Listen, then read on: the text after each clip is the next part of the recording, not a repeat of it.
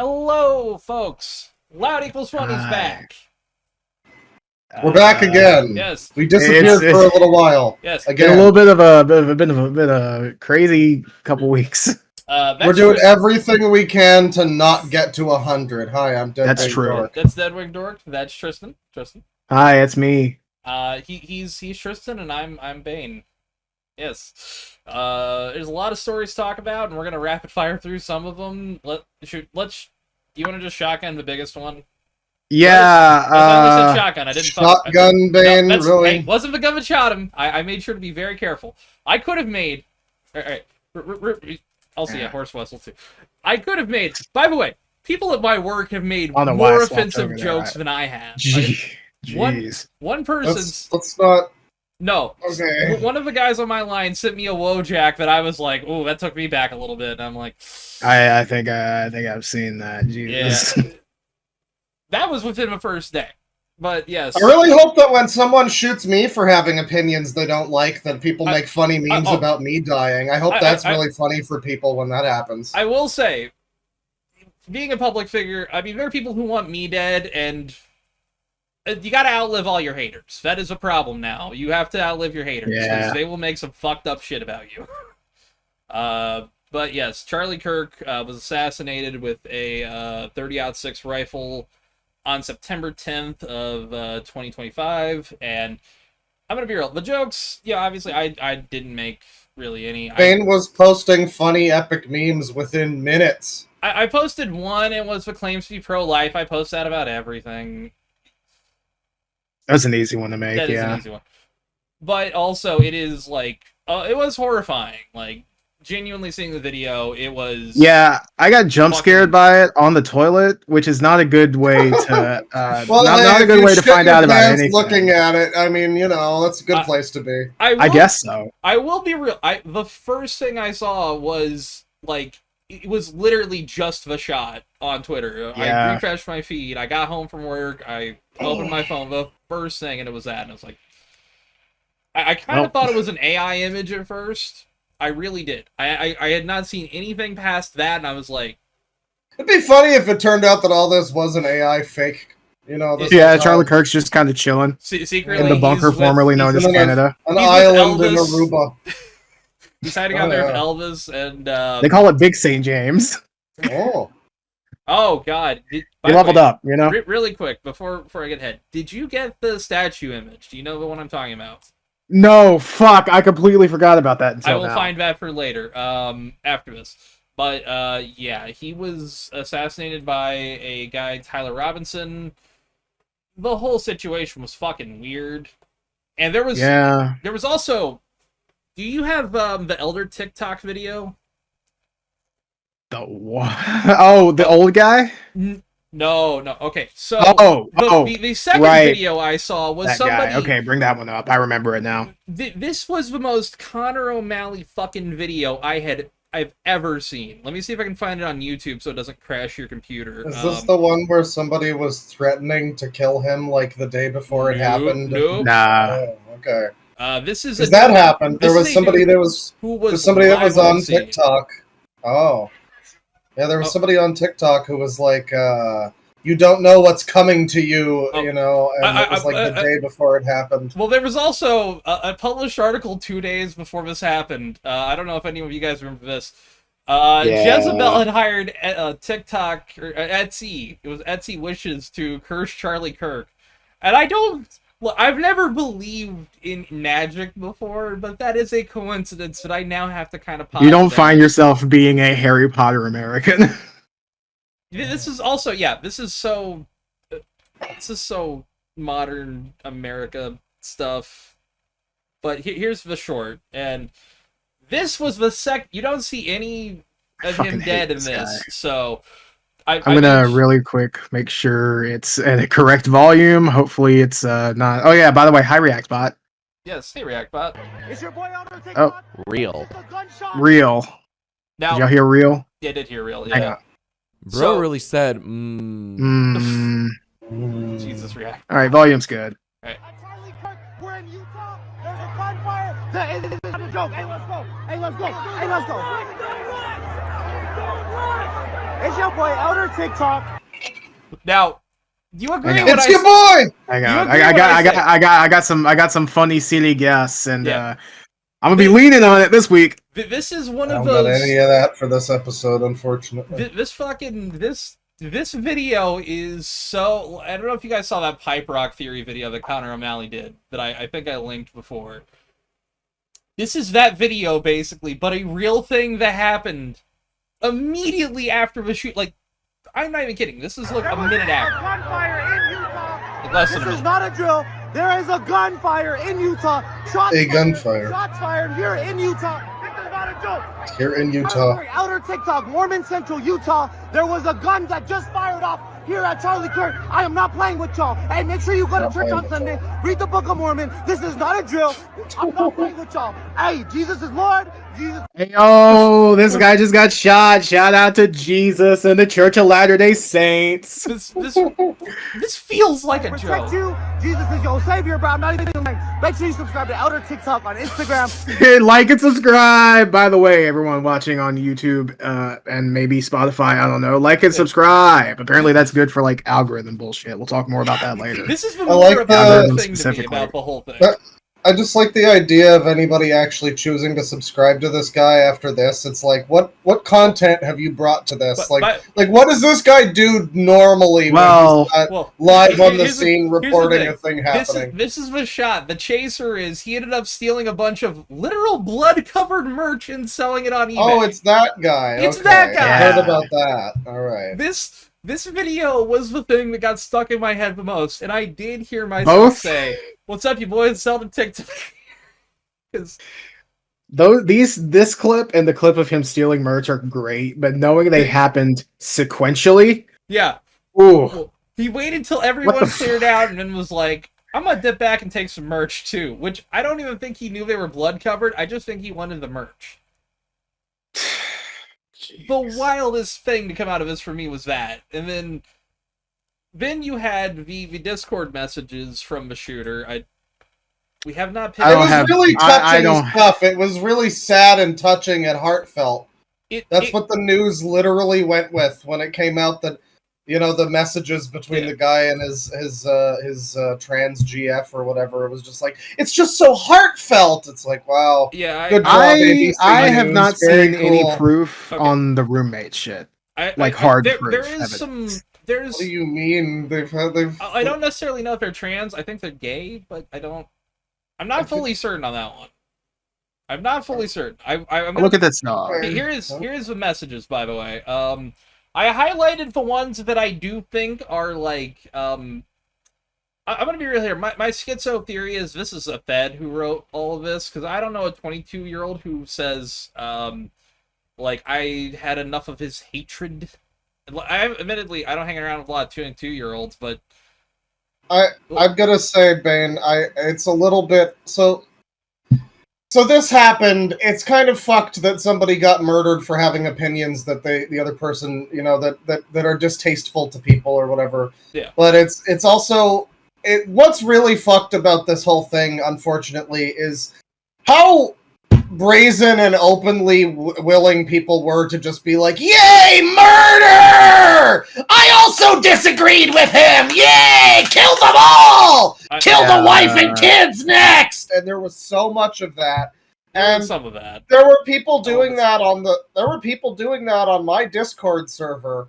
I didn't see any saying like the wife and kids should be next. If I did, that I on the Discord server, oh but I remember the way that this was announced to people was, oh good, Charlie Kirk got shot, lol, and then it was Vive la Revolution and stuff.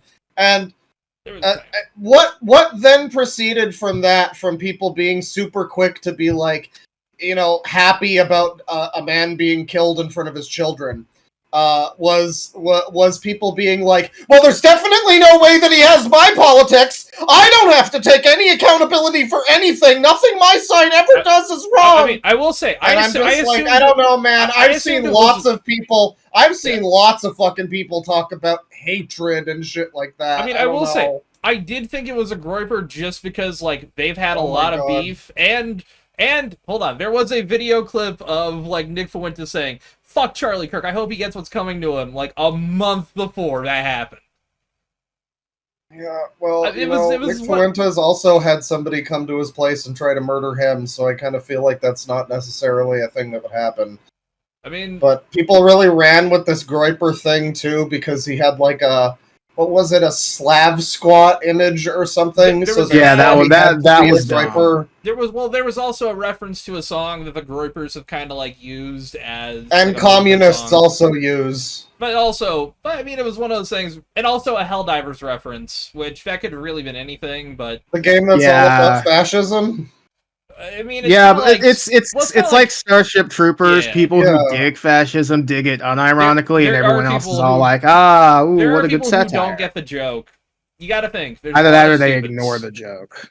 I mean, he also had a bullet that said, "Hey, fascists, catch!" I think. That's Helldivers. Helldivers broke a stratagem. Also, that's why I will say the Helldiver. Groipers do call like the type of conservative Charlie Kirk is fascists. But like people saying that only the left use the word fascist, it's fucking stupid. I use the word fascist more when I was back fucking believing shit that Trump was saying. Like, actually. I will say, Groipers are very inconsistent and stupid, but I just think this shooter was also... Here's my other theory that I was going to mention earlier. I do think that instead of a school shooting, you're going to now see the public figure shooting. It gets way more attention. It gets... Here's the thing. It also maybe we'll finally get some mental health stuff done in this country. Oh, no, brother, that's not I hope it came a lot earlier. I wish it had come a lot earlier than now. The thing I'm thinking is, like, it has happened a lot before in the past. You've got people like the singer Selena back in the day. She was murdered because of her publicist who wanted that attention from her and kind of wanted the fame from killing her. She mildly got it. The guy who killed Christina Grimmie in 20... that was recent. No, 2014, but it was a similar, like, and like the Ariana Grande bombing, I think, in 2018, stuff like that. But it gets more attention now because, like, effectively, school shootings are old hat. I hate to say it like that, but one happened the same day as this, and literally, I mean, obviously, this got more attention. It's a public figure, but if it bleeds, it leads, and the only way to get famous in the news cycle, if you really want that kind of attention, is this. It's fucking tragic. I don't like it. I don't think Charlie Kirk should have been killed. I don't like him, but I also don't think he should have been killed. I object. I'm just saying, I think it's interesting that I have seen almost nobody who calls themselves a leftist who's willing to go like, yeah, maybe we went a bit far calling everybody Nazis all the time. Maybe that led to some people having some bad ideas. It's like, I don't know. Maybe it's possible the guy just wanted attention. I think it's pretty possible the guy is motivated by, like, political hatred or whatever the fuck. I mean, it could be a bit of column A. I'm just not really going to pass judgment until, like, some court stuff comes out. You know, everything's fucking said and done. They did. The person who claims to have done it, assumedly. I don't know all the fucking facts. The sad thing about this, too, beyond, like, what happened, the sad thing is, like, people are comparing this guy to, like, a Luigi.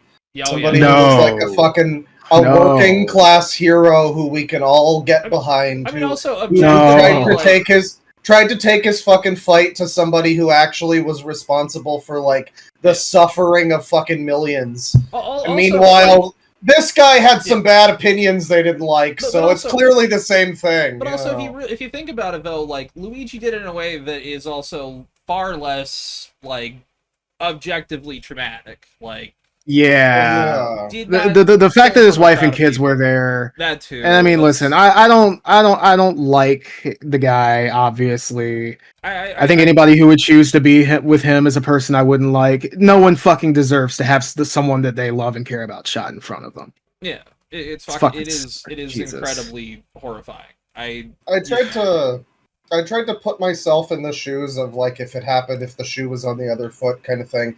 And my best thought. Well, I came to it like, okay, what if something happened to Hassan? I don't like Hassan. I have a big problem with Hassan. Yeah, I'm not a fan. The problem is that's not even really I don't know, that's not even really, like, equitable, because Hassan actively calls for people to be murdered on his stream to hundreds of thousands of fucking people. Meanwhile, Charlie Kirk also said that kids should be forced to watch public executions. And I feel like that's about as bad. I just gotta say, I don't really believe anything anyone tells me about what that guy said. I don't know anything about what that guy said. I can pull something up if you want. There are people that are going off about this whole, he thinks that you should stone gays to death. Meanwhile, I don't agree with that one. I saw the clip. I think he was just pulling like, oh, if you're gonna pull from the Bible, you gotta pull this too. All of it's okay or none of it's okay. Yeah, I don't know. A lot of people, apparently, like conservatives, have had issues with Charlie Kirk. Most people that are conservative are kind of united in the like, man, I didn't like this guy, but he put his life on the line for his opinions or whatever, and props to him or whatever. But people that didn't like him before, a lot of them didn't like him because they saw him as being too nice, too open to talking to people, and nice and affable or whatever. Whereas people that were maybe more harder line than him. And so it just strikes me as weird when people are so quick to be like, he's an evil Nazi. It's like, okay, the people that he's aligned with think that he's too nice. I mean, I don't think he was a Nazi or anything. I don't know, man. Cringe. Yeah. I do find going to college cringe, personal inconsistent. Cringe. The one thing that I've heard about him that it's like definitively I couldn't stand behind is that he did seem to be pretty staunchly pro-Israel, which I don't know how you can really have that opinion, but I mean, I'm not really gonna, not gonna debate him about it now. There is an interesting theory about that.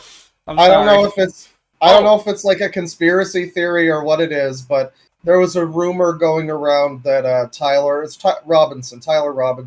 Not the Tyler that any of us know. Yeah, not the Tyler, and not Tim Robinson. Unlike Luigi Mangione, I'm not a close friend with this person. I was not anywhere with this person when the shooting happened. In fact, I personally believe that he was on top of a building. Yeah. Personally, I saw this. Well, I was just gonna say there's a theory that, and again, it's just a rumor, I guess. I don't know if it's confirmed or deconfirmed, that Tyler Robinson debated with Charlie Kirk at some point in time.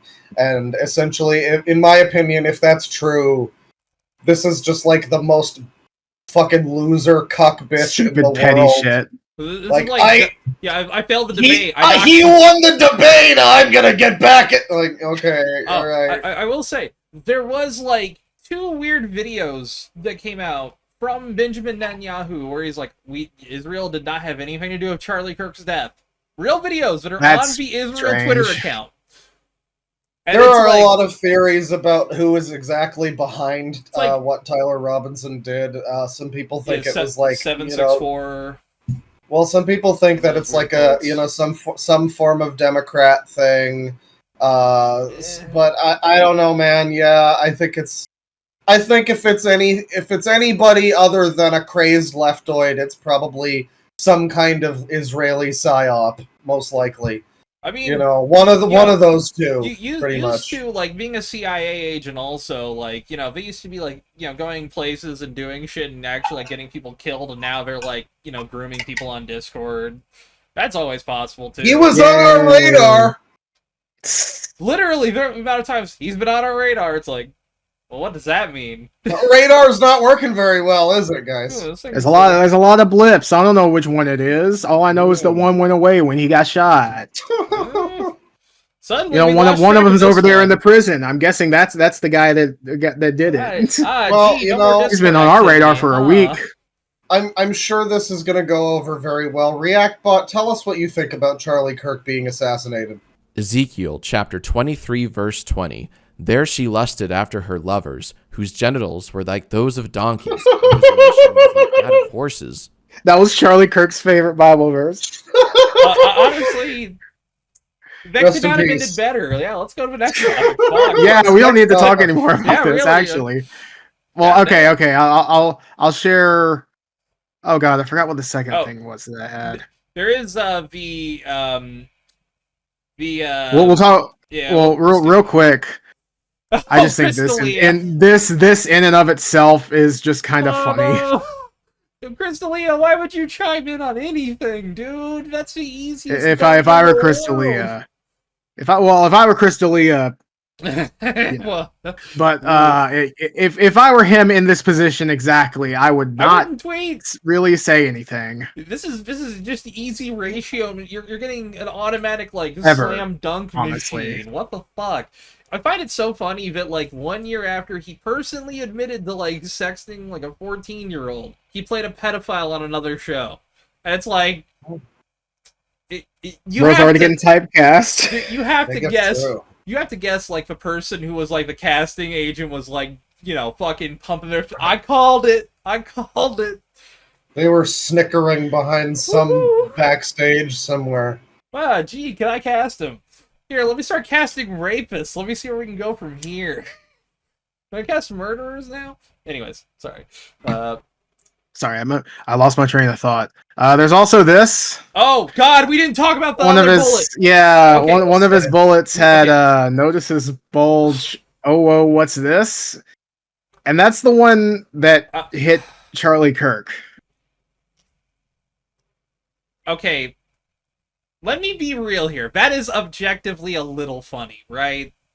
Yeah, we can chuckle, like I personally think that's. I don't know if it's funny because there's a lot of mass shooters now. That fucking bullet though, why? The transgender Christian school shooter from like a month ago or whatever, I think also had like a bunch of memes. Then there was the Christchurch guy from years ago who was like subscribed to PewDiePie. That's the new meta if you're going to do a shooting. YouTubers, by the way, that cannot have helped. No, that we're never going to live down subscribe to PewDiePie. It's very sad. He certainly won't. Those people in that church certainly won't. But yeah, that's the new meta now is funny epic dank memes on your mass shooter manifesto. I mean, if it was. At least you didn't get killed by the if you read Mr. Gay bullet. I mean, that's... I guess that's one positive. I can kind of look at this. That's the thing. I think by this, you're gay. That's what that should have said, probably. God damn it, I think that's way better. if it was just we should be writing for these shooters. Fuck. Sorry. I had to make. I think if it was just the other three, it wouldn't quite be so funny. But it's the fucking notices bulge. It is the fact that one was the one. I think that's how do you pick that as your? How do you pick that one as the one you to fire, be like? Though? Well, the thing is that he's also like a giant furry, apparently, and loved furry gay porn and stuff. Apparently, he was according to things I've heard, he was like a meme kid, where he would spend his school years talking about memes. There's an interesting image from, like, I think his mom's Facebook or something, which is from, like, 2011, I think, something like a while ago, where it was him as a little kid in front of a computer with, like, headphones and a bunch of shit. And I think the quote that she had with it was like, "Oh, I almost forgot Tyler exists now. We just got him all of his favorite computer stuff, and now he's in his own little world." And it's like, that's what winds up happening, I guess. Hold on. That's also us, though, in a lot of ways. Like, at least for me, I most of my time I was just on the computer fucking doing shit. I mean, yeah, I was raised by 4chan, and I turned out to be a more well-adjusted person than most people. Yeah, you didn't carve notices bulge on a bullet. I think anyone who doesn't do that is better than fucking. I will say, you didn't, like make a My Little Pony Moslem Nagant. That could have been your fate. That's the people who spent their years on 4chan. So is that a? Sure. Let me find. Is that a worse crime than what happened here? No, but it's pretty bad. It is pretty bad. But it's one of the worst things that's ever happened on 4chan. I will say the funny part about this isn't so much that he put those memes on his bullets or whatever. The funny part is that he did that, and then this like federal agent FBI man had to be like in front of a fucking podium in front of news cameras saying, "No, notices bulges, OWO, What's this? I have that clipped by itself, and I think eventually I'm going to use it at some point. And if I'm gonna wait for the moment to pass. That could be on ReactBot, you know. Just have that's real. What do you have to say about these bullets, by the way, ReactBot? Let me actually real quick get out of editing mode. So it doesn't fuck up completely. Behavior on both sides. What does he know? What does he know? I have no idea. ReactBot is a federal agent. We found this out. ReactBot, what do you think about this? What part of me asked? You know what? That's so fair. See you later. Bye-bye. Get out of here. That was such a horrifying image. God, I gotta... As an aside, I have to say, a couple years ago, I made a video that was like 40 minutes or something of me reading 4chan posts from like back in the day. One of them was... I remember that one. One of them was that... Well, there was the old one, but just like like 2 years ago, I made another one. When we looked at that Mosin Nagant picture and the whole thread, and I remember it... At the time, it was like, I think, a 70-year-old rifle. Yeah. And that was like a decade before I did the video, so it was like, oh, an Jesus Christ. 82-year-old rifle that somebody, like, then... That thing had actually, you know, speaking of... this isn't a Mosin Nagant. It's like a fucking, like, I don't know, infield or something. No, it's a Mosin. I think it is. No, because Mosins have the, a little magazine right here. This one had been modified. Had it been? Yeah. I mean, clearly it's been modified a little bit. I read the thread. I remember that years ago. That's the thing. There are multiple of these. but there's more than one.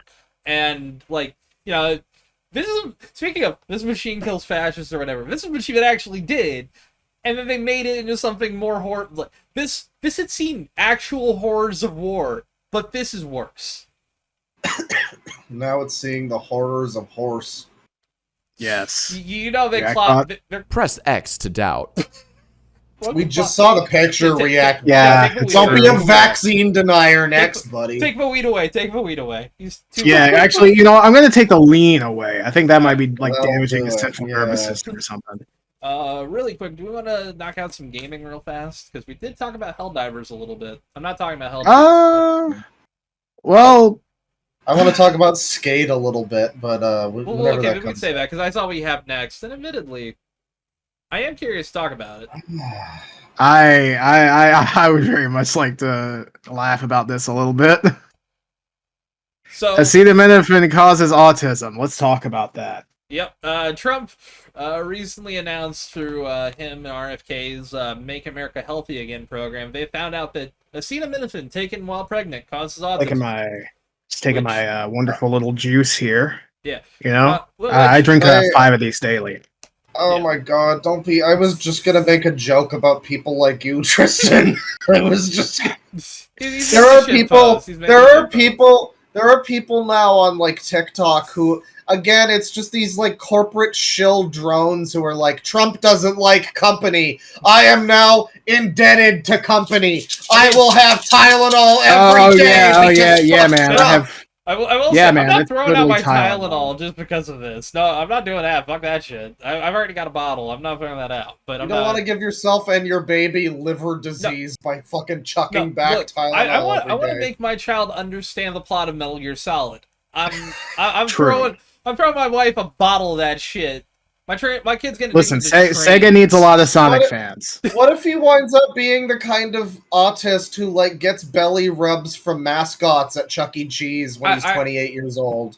I will mitigate that early by introducing him to the Like a Dragon series. No. Oh, okay. Or bullying. He's gonna. I'm gonna skip those subplots, but I'm gonna hide the adult baby subplots from him to avoid him printing that. But he's gonna get no be my baby. Cars. At the age of 10, he's gonna have a slot car room. I gotta say, it's sickening what Yakuza has done for the normalization of ABDL culture. Just disgusting stuff, people. It is disgusting. It is probably the most positive ABDL representation you could ever get. So, yeah. Hey, I guess for that community, we got some more news coming up later that'll feature the words Yakuza and sickening next to each other. We'll get to that. We'll get there a little bit. It's somewhat cool, but also, ow, my wallet. Fuck you. But yeah, no. Look, if you want your child to be really into Dota 2, you do have it out, folks. I'm just saying. Why Dota 2? I'm thinking of things. That's autistic. A pull. I'm thinking of things autistic people play. Does anybody play Dota 2 anymore? Yes, they actually have like the highest esports money outside of League of Legends. It sucks. I wouldn't doubt that Valve backs a lot of that. Yeah. Oh, there was, I think, like, one of the tournament pots was something insane. Like, I think it was $10 million. It was something huge. If I was actually moderately decent, I would try to get into esports for that game because of the money. You just have to battle Koreans. True. You gotta. I mean, I guess Valve has to do something with all that Steam money. They're definitely not making another Half-Life. Oh, bitch! You think we're ever getting another one of those again? Fuck you! Ooh, that's never happening again. Oh, we're getting Deadlock. That's all we need. The latest one was only almost $3 million for a prize pool, but one of them was insanely high, like insanely high. But $3 million is still like a lot of money for playing. Life-changing money for playing a stupid video game. And technically, you only got to split that between 6 people. Your coach and 5 other players. Well, 5 players. Like, you don't have to split that between anyone else if you don't want to. Give a little cut to whoever gave you the cheat codes to beat all those Koreans, you know? Exactly. Whoever gave you the ocular implant to be able to understand the game. Yeah. Again, maybe Tylenol does help with that. I'm not one of those people. I mean, I don't know. I haven't looked into it. It's possible that it's full of shit because it's RFK, but I mean, I don't know. It's also possible. It is, based on majority scientific opinion, yes, absolutely full of shit. I mean, I will say, I think the correlation is, and this is just what I've heard secondhand. I haven't actually looked into this. Just to be, we're actually scientific experts, and our opinion matters. Yes, actually. I probably know more about science. Hello, I'm Scientist Man. Yeah, they call me Neil My Ass Tyson. Anyway, what was I saying? Nail My Ass Tyson? But, yeah. Yeah. Anyway, the link is, I think, more indicative of fever during the time of pregnancy being the cause for autism. But there's no fucking consensus on what actually causes autism. So, like, your brain gets cooked, therefore your child's brain gets cooked a little bit. I guess, something like that. So if you play Sonic Unleashed during pregnancy, this is what I want to know.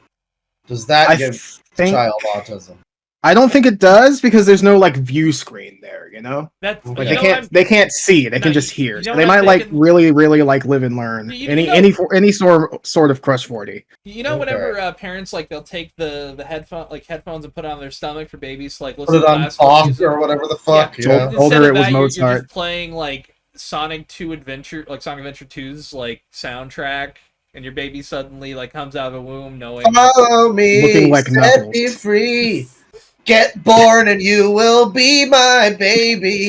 Oh yeah. Oh, we wrapped it around. Exactly. Yeah. It's all cyclical. Oh shit. Speaking of Be My Baby, do we want to talk about some fucking some gaming? Some gaming? Yeah. Really what's showing? I'm thumbnail, right? You're on the thumbnail. All right, cool. Just gonna scroll past some stuff, delete some stuff. All right. We'll talk about Epstein in a sec, maybe. I don't know. Yes, hey, that'll be a nice little aperitif to the end of this. I think I got that right. I don't speak French. Really quick, Silent Hill F just came out, day of recording. God damn it, capture it. It really doesn't want to capture the fucking game. It's I've played an hour of it already. The console box thing. Yeah. It's really pretty. I tried playing it on PC. And I had to refund my copy of it because, holy shit, my PC can't run it very well. It kind of stutters like a motherfucker. But, by the way, also, one thing. Games have got to fucking stop launching in quality mode. Immediately, I gotta switch this bitch to fucking 60 FPS. Not the point. But, I feel like Silent Hill's the kind of game that you don't really need 60 though, right? Yes and no. Personally, it's one of those pet peeves where it's like, I can play a 30 FPS game. We'll talk about that in a second. I can play a 30 FPS game, but do I prefer it? No. No, I don't. I like when things are smooth and pretty in 60 frames per second. I turn down my visual settings on PC to get higher frames. I'm that guy. But it's very, very fucking creepy. By the way, the version I got was the Day 1 edition from Amazon, because it's the only, like, special American version, because it comes with a poster and different box art. And the poster is really pretty. On both ends. Yeah, you said that before. Here's the normal end. By the way, there's going to be a little horror imagery warning for people who are watching if you don't like seeing Warning everybody, you might feel bad looking at a YouTube video. There you go. Oh, look, I'm not getting bitched at. I read the comments. No one else here does. Cool. Actually, yeah, Tristan does. I pop in every so often. Actually, yeah. Reading the comments is always a fun idea because people are very fun of the comments. Leave a comment down below. Lot equals funny. Patreon.com. Yeah, that. We might be getting some funny little Norwegian money soon. So thank you for that. I forget how to speak thank you in Swedish. Anyway. So the other thing I'm going to talk about really fast is I decided to rent MindsEye. Wow, this one fucking captures. MindsEye. It is that game that I thought could have been neat. That game that no one fucking heard of after the week that it came out, and everyone called it the worst game of 2025. Yeah, it is rough. The thing is, it is like almost a game that it is almost a game. Wow. Well, it almost feels like what Grand Theft Auto, like a future Grand Theft Auto would have been. It's produced by produced and directed by Leslie Benzies, who was the lead director of Grand Theft Autos 1 through 3, and then worked on some of the other ones, and then eventually left the company or was ousted. I can't remember off the top of my head. He was ousted. Yeah, it was a big, messy breakup kind of thing. What do you mean by it feels like a future GTA? This feels like what he would have wanted to make, like a GTA 6. It is, like... It is a big open world, the city of Red Rock, which also there's supposed to be a fucking Hitman mission that was supposed to come out in July. That got delayed. No one knows when that's coming out. But there's like a big it's a Las Vegas inspired city, and it's big. Like, you can go to like the whole outside of a desert. There's like a bunch of shit you could visit. But now, am I correct in my understanding that the game is like not an open world game until you beat the story mode or something? Yes, there's like a separate thing you unlock that is free roam. That's a 2025 video game. Okay, sure. It doesn't even feel like that. It feels more like a late 360 game. Or like a early Xbox One, PS4 game. I've heard a lot of people say it's like a PS2 the best time in video games. Wow. Yeah. It's interesting because like the lead guy, who was also the lead in Mafia 3, he's really good in it. The acting is relatively decent on the rest of the other characters. He's pretty good. He's trying. That's the thing. He's actually trying in this fucking story, which makes me feel sad for him because he's wasting effort on this game. It's funny that guy's from Mafia 3, because when I heard about the open world that you don't actually have free roam in until you like beat the game, I'm reminded of Mafia 1 had basically the same thing. Mafia 2 also. I'm not familiar with 2. I haven't finished 1 ever, so I never got around to 2. But I know Mafia 1, it's like you do, pretty linear missions throughout the game in an open environment, but it's still like a pretty much a linear action adventure game that just happens to have like a map, a big map or whatever. Which is not like inherently a bad idea, I guess. It just seems kind of probably not like what a lot of people would be expecting from a game like that, at least. I don't know. Yeah. And the thing is, like, I will say, this is where I'm going to pivot to the fact that I did end up purchasing it for $20. This is a separate copy. You bought the game after renting it. For 2 reasons. I mean, it is a relatively new game for $20. $20, pretty and good. it came with the season pass included. So I was like, all right, that actually kind of justifies something, because if I actually surely eventually it will be patched. The thing is, it has been patched, and they've actually done a lot, because I tried the on-disc version, and oh boy. It was a big fucking mess, from what I recall. So I could handle the screen. Oh, that was the one where you were like aiming this way, and then a civilian this way gets shot in the head, right? Yeah, we watched like a glitch compilation. Auto aim. See, the thing is, it was going okay. I could handle the screen tearing, which was weird because it didn't show up in any of the cutscenes. The cutscenes are weird because like they actually played really well in that launch build. Everything else did not. But the moment I got inside a car, if we were in the if we were in the early 2010s, that would have been really fucking funny. It is so wild with that. But the moment I got in a car, like I almost threw up. I don't get motion sick easily. I can play fucking VR and not get motion sick. But something about it was choppy and screen tearing, and it was stuttering. Like it was so. It didn't work. I instantly was like, I gotta update this. I can't do this. It works relatively fine now. Like, there's some hitches, but, you know, it's an Unreal Engine game that's a modern Unreal Engine game with UE5. Oh, God. Has some weird fucking glitches most of the time. Outside of, I will go back to Silent Hill F and Metal Gear Solid. Both of them pretty consistent on Unreal 5. I don't know how the fuck they've been doing it. I don't get it. This is like a tangent, but yeah.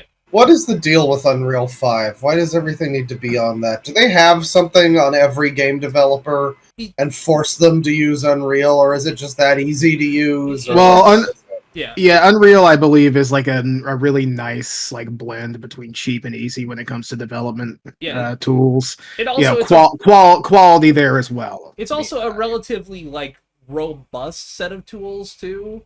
Like it's kind of like it's basically became a standard because it does have like a pretty solid set of tools for relatively cheap.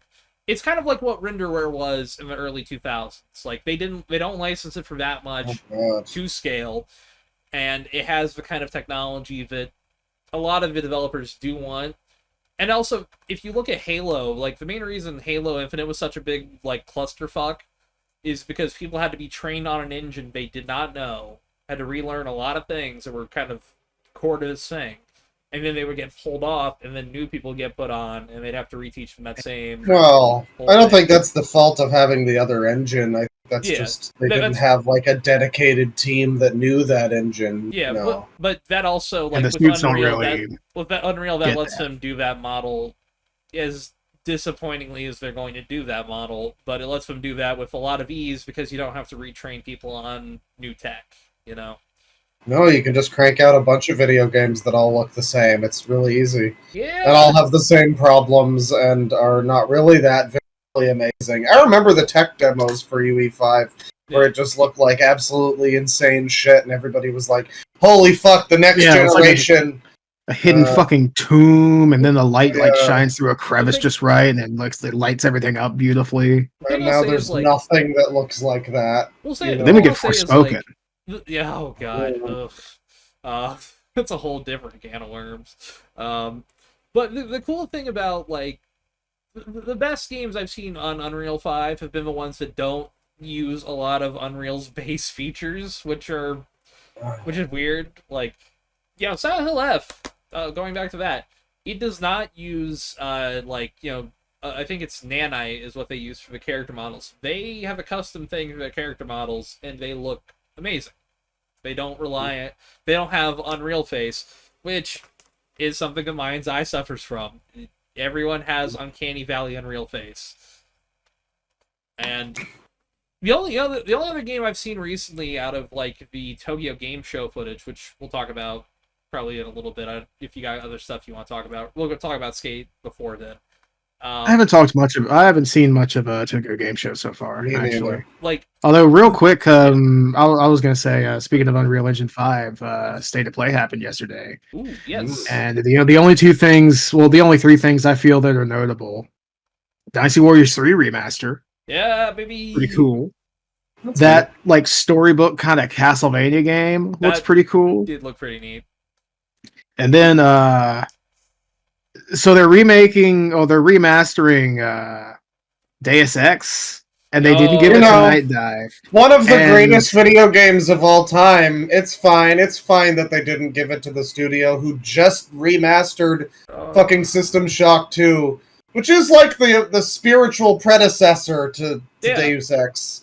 And they did a phenomenal job of System Shock 2. It looks amazing, plays really well. They figured out a great controller scheme for like playing on a gamepad, and it has like leaning and all this sort of shit that works just perfectly fine on a gamepad. Anyway, so they're remaking Deus Ex, and it looks like Doom 3. I was gonna say it looks a bit more like Invisible War, because you gotta take like the lighting and stuff into account and the design. It looks a little better than that or Doom 3, I guess. Yeah, like the models kind of have that Half-Life HD pack kind of feel. Yeah. You know? It's not they what look I very lifeless and weird. It's weird because like I would not mind the version where they give you the original graphics at the very least. Yeah, like I'm hoping for that. If they don't have that, then this thing. I'm praying for like a fucking Halo anniversary like back button thing to like. That's always fun. I wouldn't even mind it just being like a menu toggle that has you like reload the fucking geometry. I was gonna say those Tomb Raider remake things recently had that option, and it's fun to do that because it actually changes how the games feel when you're playing them. Yeah, it's a very different feel between new graphics running smoothly and choppy old Lara running at like 2 frames a second. You know.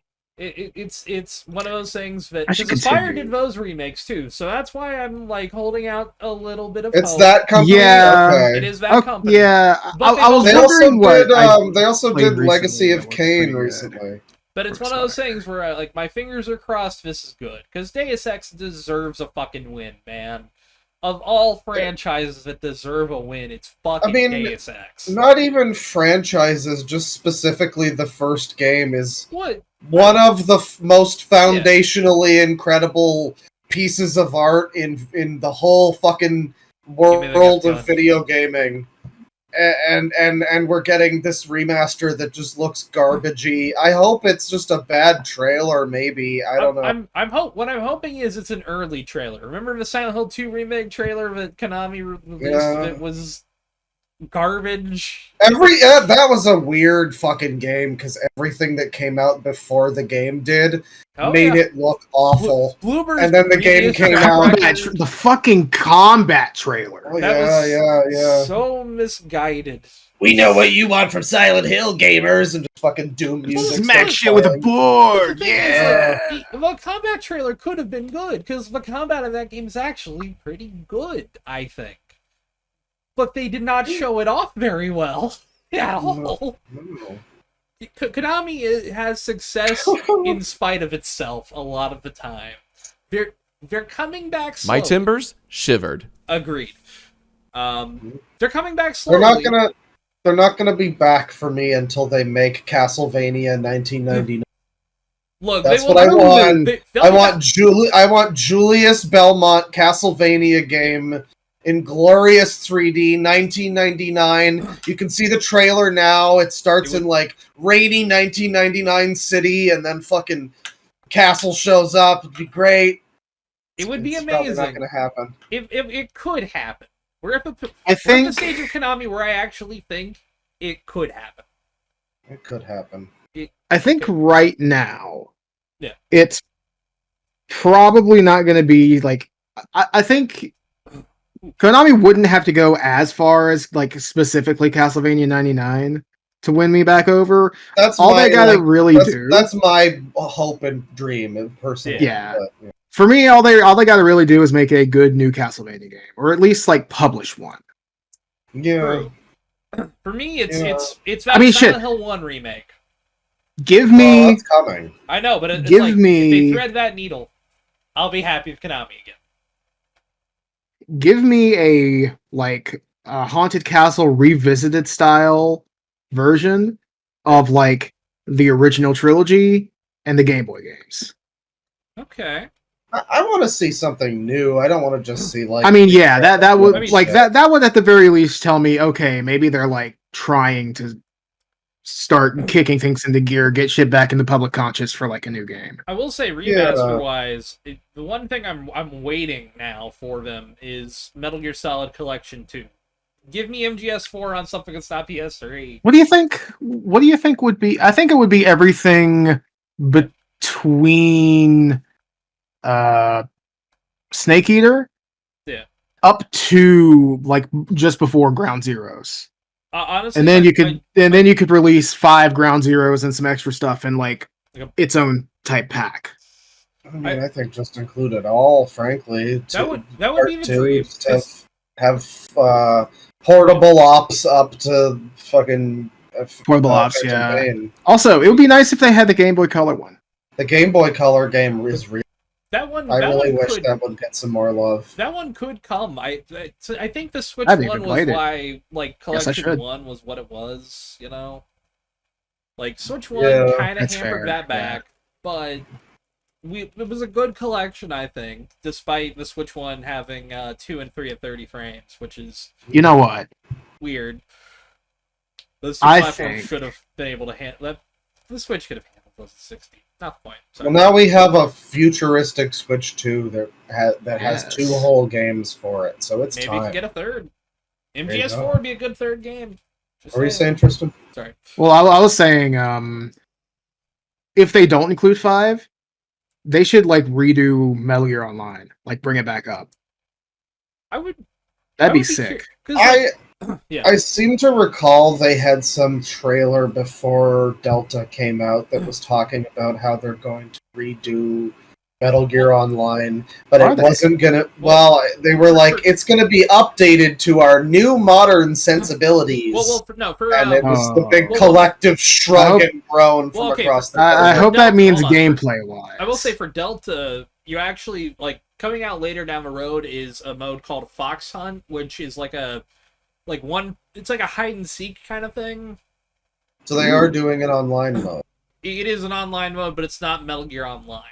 I gotta get the Master Collection. It's kind of like the way it's described is like one person is like hunting 6 other people and trying to like find them in the environment and kill them. Okay, so it's kind of like Ghostbusters. But you're using like the stealth mechanics from Metal Gear 3. I do like a good asymmetric multiplayer mode. That's cool. Oh, speaking of that, they're doing a Halloween game by the people who made the Killer Clowns game. Anyway, moving on. Yep. Was there anything else at not Summer Games Fest, State of Play? Wasn't really anything at State of Play that I want to talk about other than Wolverine. Returnal. Oh yeah, Wolverine. New Returnal. Which looked pretty violent. They actually might be going for a real M rating on this one. I mean, if they don't get an M rating based on that trailer alone, Jesus Christ, what is the ESRB doing? Fucking. Also, Liam McIntyre, the dude who was the first Weather Wizard on the Flash, is Wolverine. Huh. He's also Spartacus, but that's where I know him from. Is the first Weather Lizard on the first season of the Flash. Man of culture over here. Man of taste. I might start rewatching that. Fuck it. Don't do it. Just don't do it. Despite really not knowing what most of those words mean, I understood most of that, so that's cool. Anyway, what are we moving on to? Y'all wanted to talk about Skate. Sell me on it. Because I just installed it. I'm down to play whenever, honestly. Okay, well, it's fun to be able to play it with your friends. That's the end of the segment where we enjoy the Skate game. It has the Skate gameplay. It is not a skater game. It's been long enough. I should probably just jump in the tutorial and relearn it all. I gotta be real. Good luck. The first 10 hours of tutorial, brother. Yeah, most of the game is just tutorials. Have fun with that. So I gotta be real. I've had a lot to say about Skate. I streamed it the second day it was out. Yep. And I was mostly just complaining until Bane showed up to shill the virtues of it. I hope that paycheck was worth it, buddy. I didn't even think I don't get paid. I know. He does it for free. I don't know. It's it is a game that feels like it was made entirely by AI, and I've never said that and meant it so much before. Like, it feels... I don't know, just so... I've described it before where it's like everything in the game feels like that kind of vibe of an AI chatbot that's like way too pleasing and customer service-y and like, okay, you're so right, let me help you with that. And that's like the whole feeling of playing modern Skate, which is not Skate 4, by the way. They won't let you call it Skate 4. You're wrong if you call it Skate 4, apparently. Well, I mean, I think I brought it up when we streamed. It's like, it doesn't necessarily, like, there is a lot of shit you can do, but it is Skate, so I kind of get why we didn't call it Skate 4, but also, why not call it Skate 4? To not alienate the 5-year-olds that it's going for as its target demographic. I 16.6 hours played recently, by the way. To me? Yeah, I know. Yeah, I mean, it is a fun game. The thing is I've played enough time. I've had enough time with it recently to know that, like, okay, so challenge design, right? In Skate, in the old games, a lot of the time it would be like you find some cool thing and it's like, yo, this spot looks cool, let's rip it up. And it's like, do your own cool move in this area, and, you know, then you can, like, fucking save the replay and edit it and all this stuff, and it was great.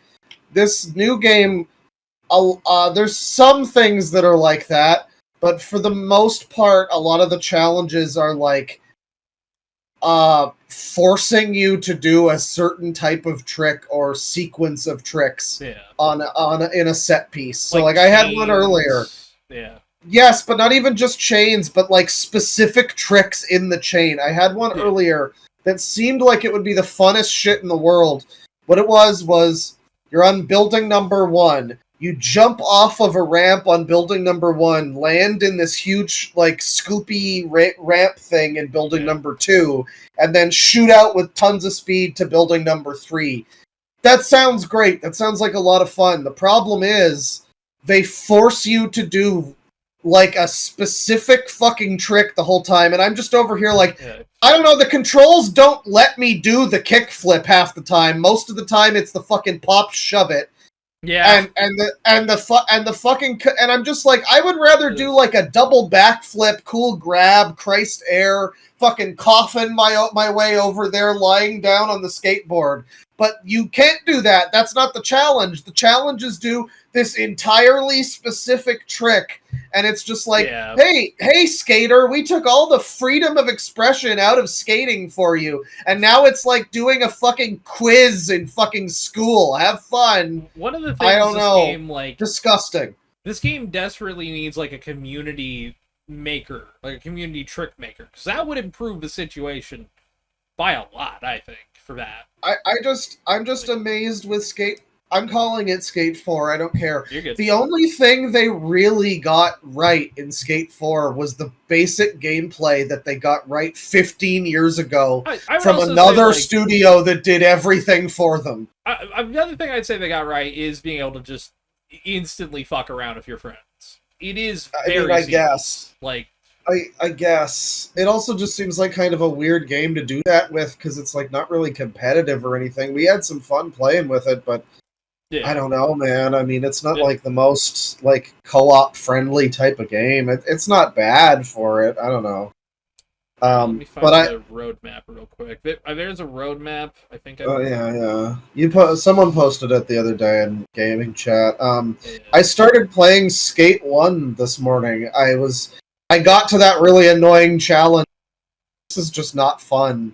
And I was like, I want to emulate Skate 1. I got Xenia going, and I was doing this with Skate 3 before, and that was pretty fun. But I wanted to go back to the beginning. Holy fuck, play Skate 1 if you haven't. I don't even like the first one. I don't even like the first one that much because the camera is really low and you can't get off your skateboard. So anytime there's like 2 feet of stairs, you're just fucked and have to like go all the way around because you can't just get off your board for 2 seconds and climb the fucking stairs. But Skate 1, it's got everything that is missing from this new one, basically. It's got like style, it's got fucking heart and passion. You can tell the people that made it really gave a shit. You can tell there was like a vision about the whole thing. It opens with this amazing fucking like live action skit thing where it's like your skater is doing cool tricks, gets hit by a fucking bus, and then it's like all of these famous pro skateboarders in like silly roles like, oh hey, I'm so-and-so I don't know the skateboarder names. I'm so-and-so the Tony ambulance Hawk. driver. No, not him. Definitively not him. Yeah. He was a little... okay, fine. Honey Talk. That guy. Eric Sparrow. Yeah. He's... so, you know, it's just a really fun intro, and then you get into the game. Fun thing about Skate 1, it let you skip the fucking tutorials. A game from 2007 was like, hey, if you played this before, you can skip the tutorials, bro. Yeah. Most of Skate 4 is tutorials. Most of the game. I have not gotten to the point where it's not tutorializing things I kind of already knew. There's been a couple things. Most of the fucking game. There's been a couple things where it's like, okay, I didn't know how to do that. All right, that's cool. But still, most of that shit, if you already played Skate 1 through 3, you do kind of, like, it muscle memory does work for a lot of it. Yeah.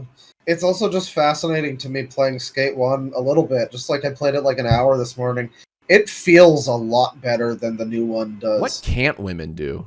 Not make skate, apparently, because that team was super diverse, and that didn't work out very well at all. I mean, it is, down thumb to DEI. I will say, this game does feel very, like...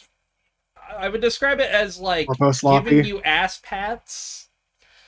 The constant, the AI in the game has a fictional AI. I think it's voiced by a real person, but it's called V. And dear God, which they have in the game instead of Jason Lee. Jason Lee wanted to be in the game and play Coach Frank again, and just was not allowed to be because EA wanted to push this cool fucking AI character no one wants and everyone hates. Yeah. And I've seen nothing positive about from anybody.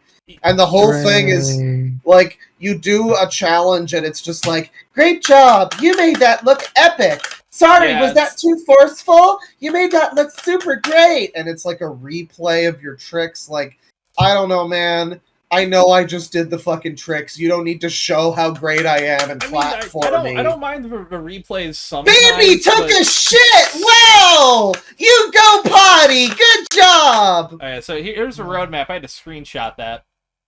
So each season will include new areas, which is nice. New challenges, new seasonal events, new brand partners. Okay. New cosmetics, new tracks added to the soundtrack, which hopefully there's some good ones. Oh yeah, the soundtrack is awful and is mostly like radio pop garbage that feels like nothing at all like should ever be in a skating game. There's no metal, there's no hardcore. If there's punk, it's like pop punk. It's mostly like indie Brooklyn shit. There are 2 good songs. One of them is a Denzel Curry song. The other is a fucking Amyl the Nitrate song. They've got little Sims in there, you know, which is great because the game looks like Sims 4, so you might as well have little Sims in there. Yeah, they did kind of cull the Sims team to make the NPC characters and every character.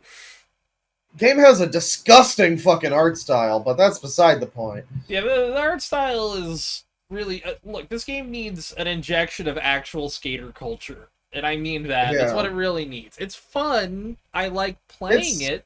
Yeah, I mean, I've been pretty hard on it. I think generally if you just ignore all the challenges and everything, you can have a good time with it. It's just, it's like fast food gaming. There's no art there at all. There's nothing at all about it that feels like anyone cared in any way other than getting you to buy the fucking Skate Battle Pass or whatever. Sorry, Skate.pass that they have there in Season 1. That's not even available yet. It's coming up. Yeah, so really quick, scroll down there a little bit. So yeah, 2 seasonal events, Halloween-themed one, and one called 7-Ply Maple Harvest. Quality of life improvements, which it does desperately need, and the Skate Pass. Season 2, new co-op game mode. That I'm curious about. I'm curious. Yeah. 2 more seasonal events. Party voice chat, which... That's embarrassing for it to be coming in Season 2. Should have been in the game already. Yeah. Gameplay tricks, impossibles, and improved hand plans. Those should have been in here already. I can't get my head around the fact that this thing has to have a fucking roadmap to include shit that was in a game 15 years ago. That should have been... There's no excuse. There's just no excuse. Hold on. Okay, Season 3 has what I was talking about here. Player-created parks. That might actually help a lot, because hopefully that includes player-created challenges. You know, one of the things I'll say about player-created parks, that's fine. The actual map of Skate 4 is garbage. Every part of the city, it's just a circle island with like 4 districts, and each district pretty much looks the same. They're all just parts of a city. There's no, like, foundry, fucking industrial area. There's no fucking, there's no, going down the fucking, the dam that was in Skate 2. Nothing, like, memorable at all. It's just like city blocks, basically. My vision for what this game could be is hopefully they build, like, because it's a small island now, I'm hoping that the end goal is to build it into, like, a big, like, skate island with different kinds of biomes, like a foundry, like a, you know, like a whole suburb city kind of thing. Like, the dream would be for that to be what this is. It's like, alright, if they're building this out like that, with new areas each season, I'm hoping the goal is to build a big fucking skate island, you know? That would be neat, yeah. Currently, you can apparently glitch yourself. You can apparently glitch yourself to like a low poly city in the distance or something. So that's kind of fun. That would be my, like, if I was EA, that's what they should be targeting for this kind of thing. Is make this the ultimate, like, yeah, hey, let's go over this way. Let's go out into the fucking boonies and skate there. Or, you know, go to, like, this big, you know, tech district or some shit. That would be the dream. I don't know if I'd like to point out that, but Season 3 lists that it'll have more character slots, for example, tattoos. You can't have tattoos or a shirtless character in this skateboarding video game. Yeah, I don't know why you can't take your shirt off either. That is weird. Pain and suffering.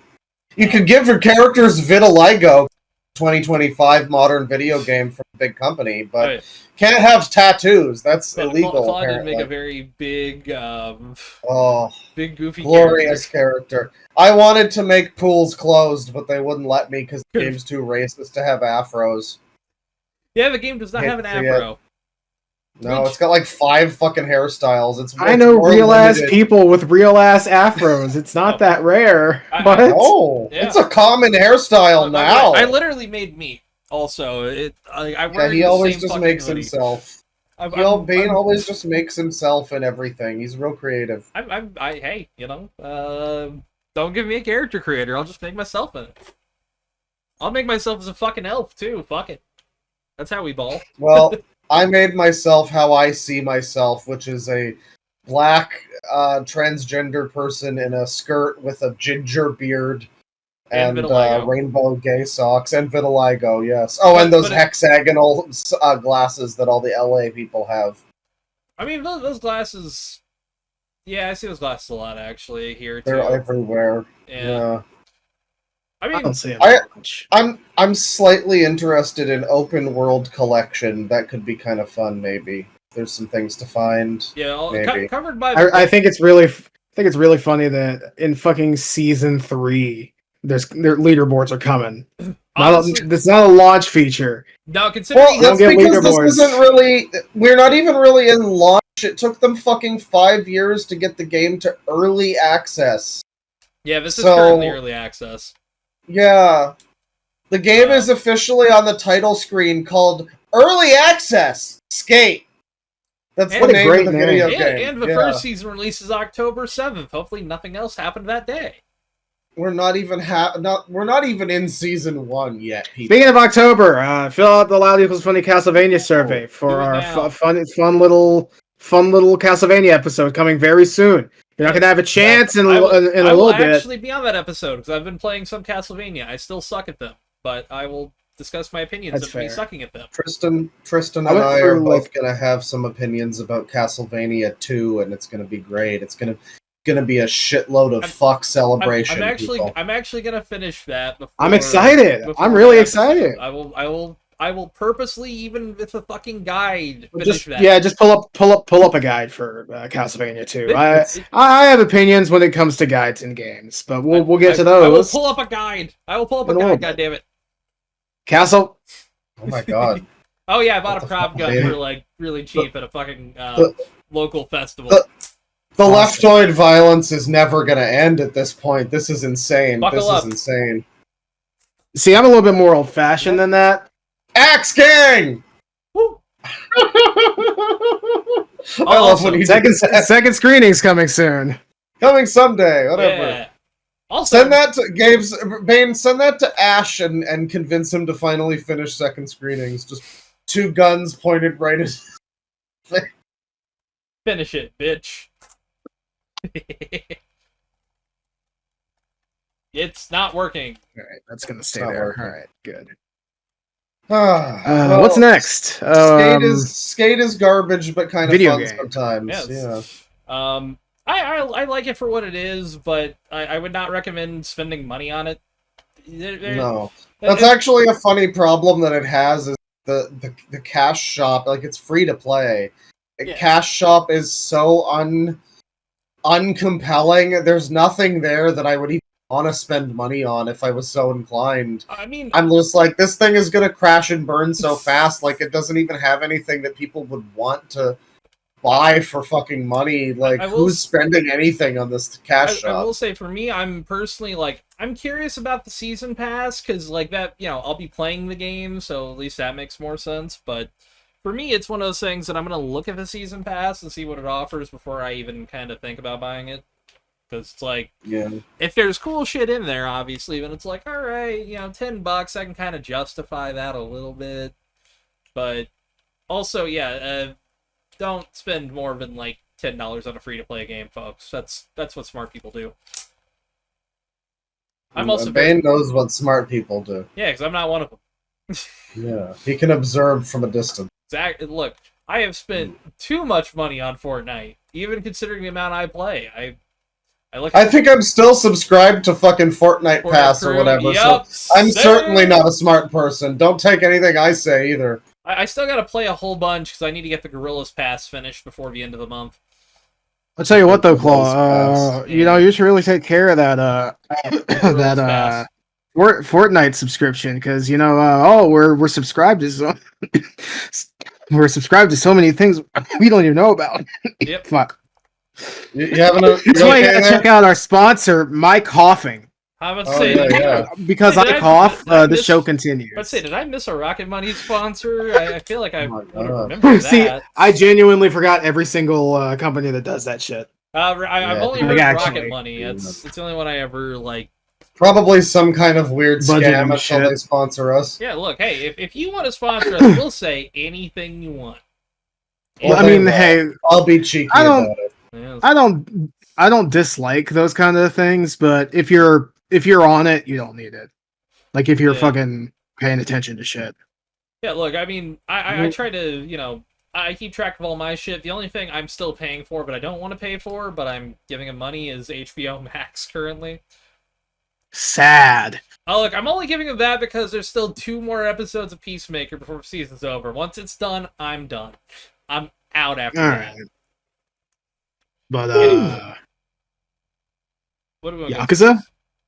Yakuza, yes. After this, we'll take a quick break, because I'm gonna get something in real quick. Alright, I got 2 stories, and then Nintendo funny. Haha. Ooh, okay. So Yakuza really fast. Boy, Kiwami 3! It sucks! Yeah. It's terrible. It looks like shit. I haven't seen much of it, but oh my god, they fucked my boy Riki up. Oh my god. They fucked Hamazaki up. They fucked, I forget his name, the old man character. I can't remember. They fucked him up. Did they the one that's in like a really long cutscene cutscene explaining the plot, right? The old guy who's like the government guy or whatever. No. The Okinawa guy. Oh, okay. I think I forgot his name. Yeah. As a daughter. The grandpa guy. Yeah, not daughter, granddaughter. So they're remaking Yakuza Kiwami, or Yakuza 3 rather. Kiwami 3 is happening, and I will say, Bane, can you grab some links for that real quick? I don't have it. I can grab a photo really quick. Hold on. The trailer that we got over here has the English dub, which it would. Sad.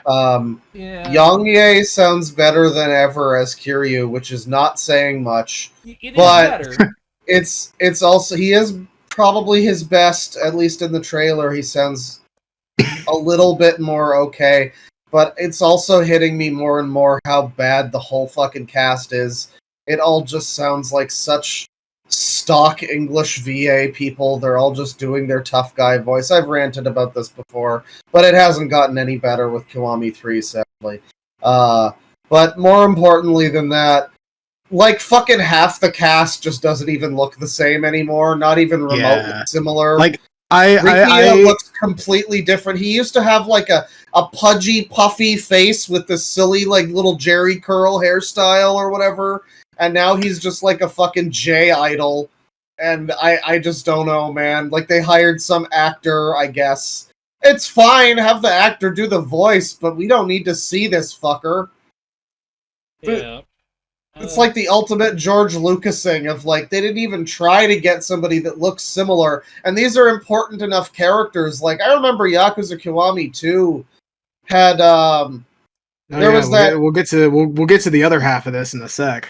We will, yeah. Yes. Kiwami 2 had that guy who was like the cop detective guy, and he had, in the original game, he was this kind of dopey looking character, to be honest, who just had this like parted hairstyle, and he looked like kind of a nerd. I don't know.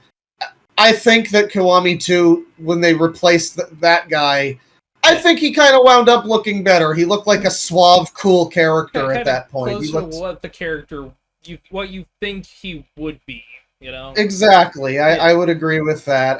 But 3 has just replaced like a bunch of very important characters with people that look and feel completely different. Can you bring up the one with Hamazaki? Because he doesn't even exude the same vibe at all. He goes from being tough-looking meat. Just go to the funny chat there. That someone posted it yesterday. He goes from being like tough guy, meathead looking dude, in the old game, to like dude who looks like a pencil pushing fucking like businessman. Basically, it's a completely entirely different fucking vibe. Yeah, that's a different vibe, man. Completely the fucking wrong casting choice. I played through 3 around like March or April, I think, and I didn't necessarily think it needed a Kiwami version. I maybe even a lot of people have said that. It doesn't really feel like it needs one. Oh my god, with the cookies. Every time with the cookies. Oh my god. Okay, alright. I think I need to turn my dark mode off real quick. It may fuck up some things on this page. Man, I don't fucking... Oh, okay, alright, I can scroll. So I will say, I like the key art there of the Kiwami 3 and then the Dark Ties thing. Merry Christmas. Merry Christmas. Although Yakuza 3 is the first one that doesn't take place at Christmas. That's true. Yeah, fuck. I mean, I'm curious about... I am curious about how it'll be. I know they've added like a new fighting style too. Okay. I mean, I'll probably get it because I'm a huge fucking shill for RGG, but also just it's nice to play one of the new ones that has, action combat. Yeah, the announcement one's one you want to watch if you're watching a video. I want to just go through everything before I risk my computer. Lad. Ryukyu Gal Gang. Oh, okay, it's like whatever. Side it's a new clan creator, yeah. I mean, I like myself a little bit of clan creator, so I'm not going to complain too much. Not too bad. Yeah.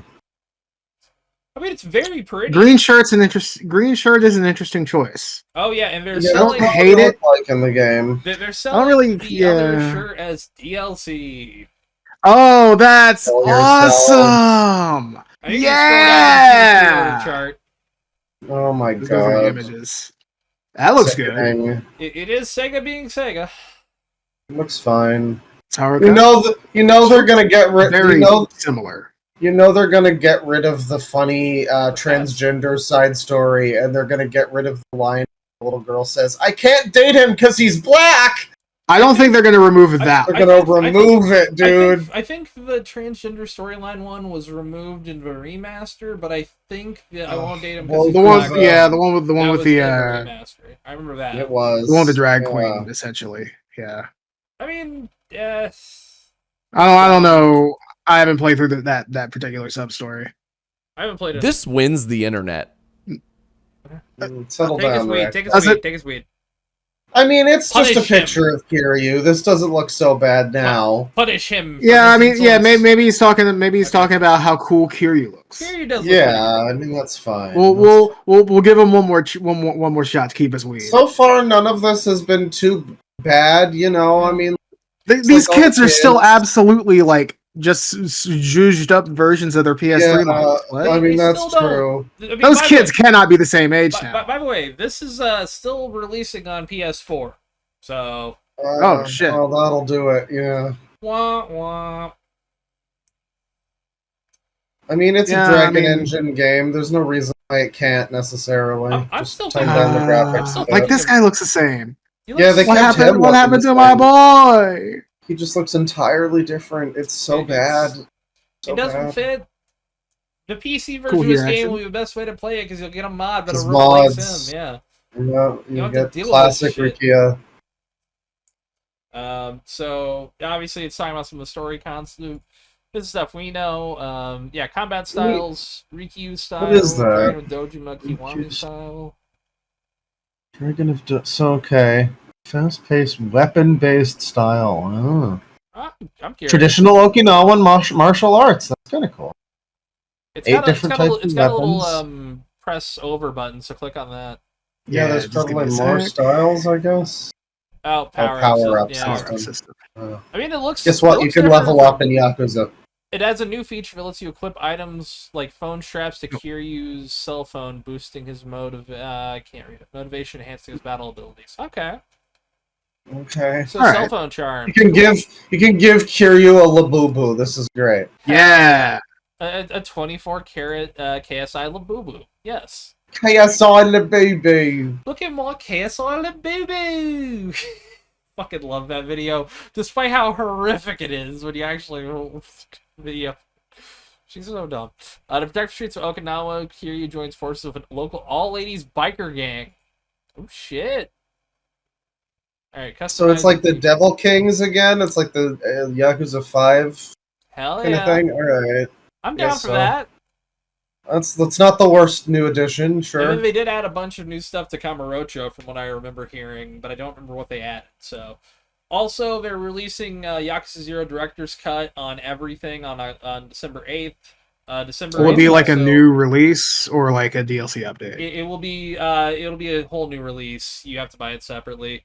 Also, for some reason, with the Yakuza 0 Director's Cut, the Red Light Raid mode is not coming at launch. It's coming later.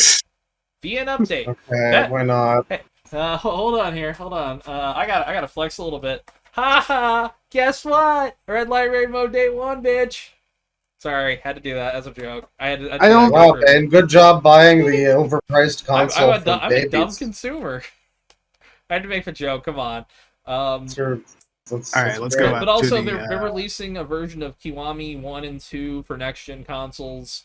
I think that's a free upgrade, but also they're releasing it physically on December 8th as well.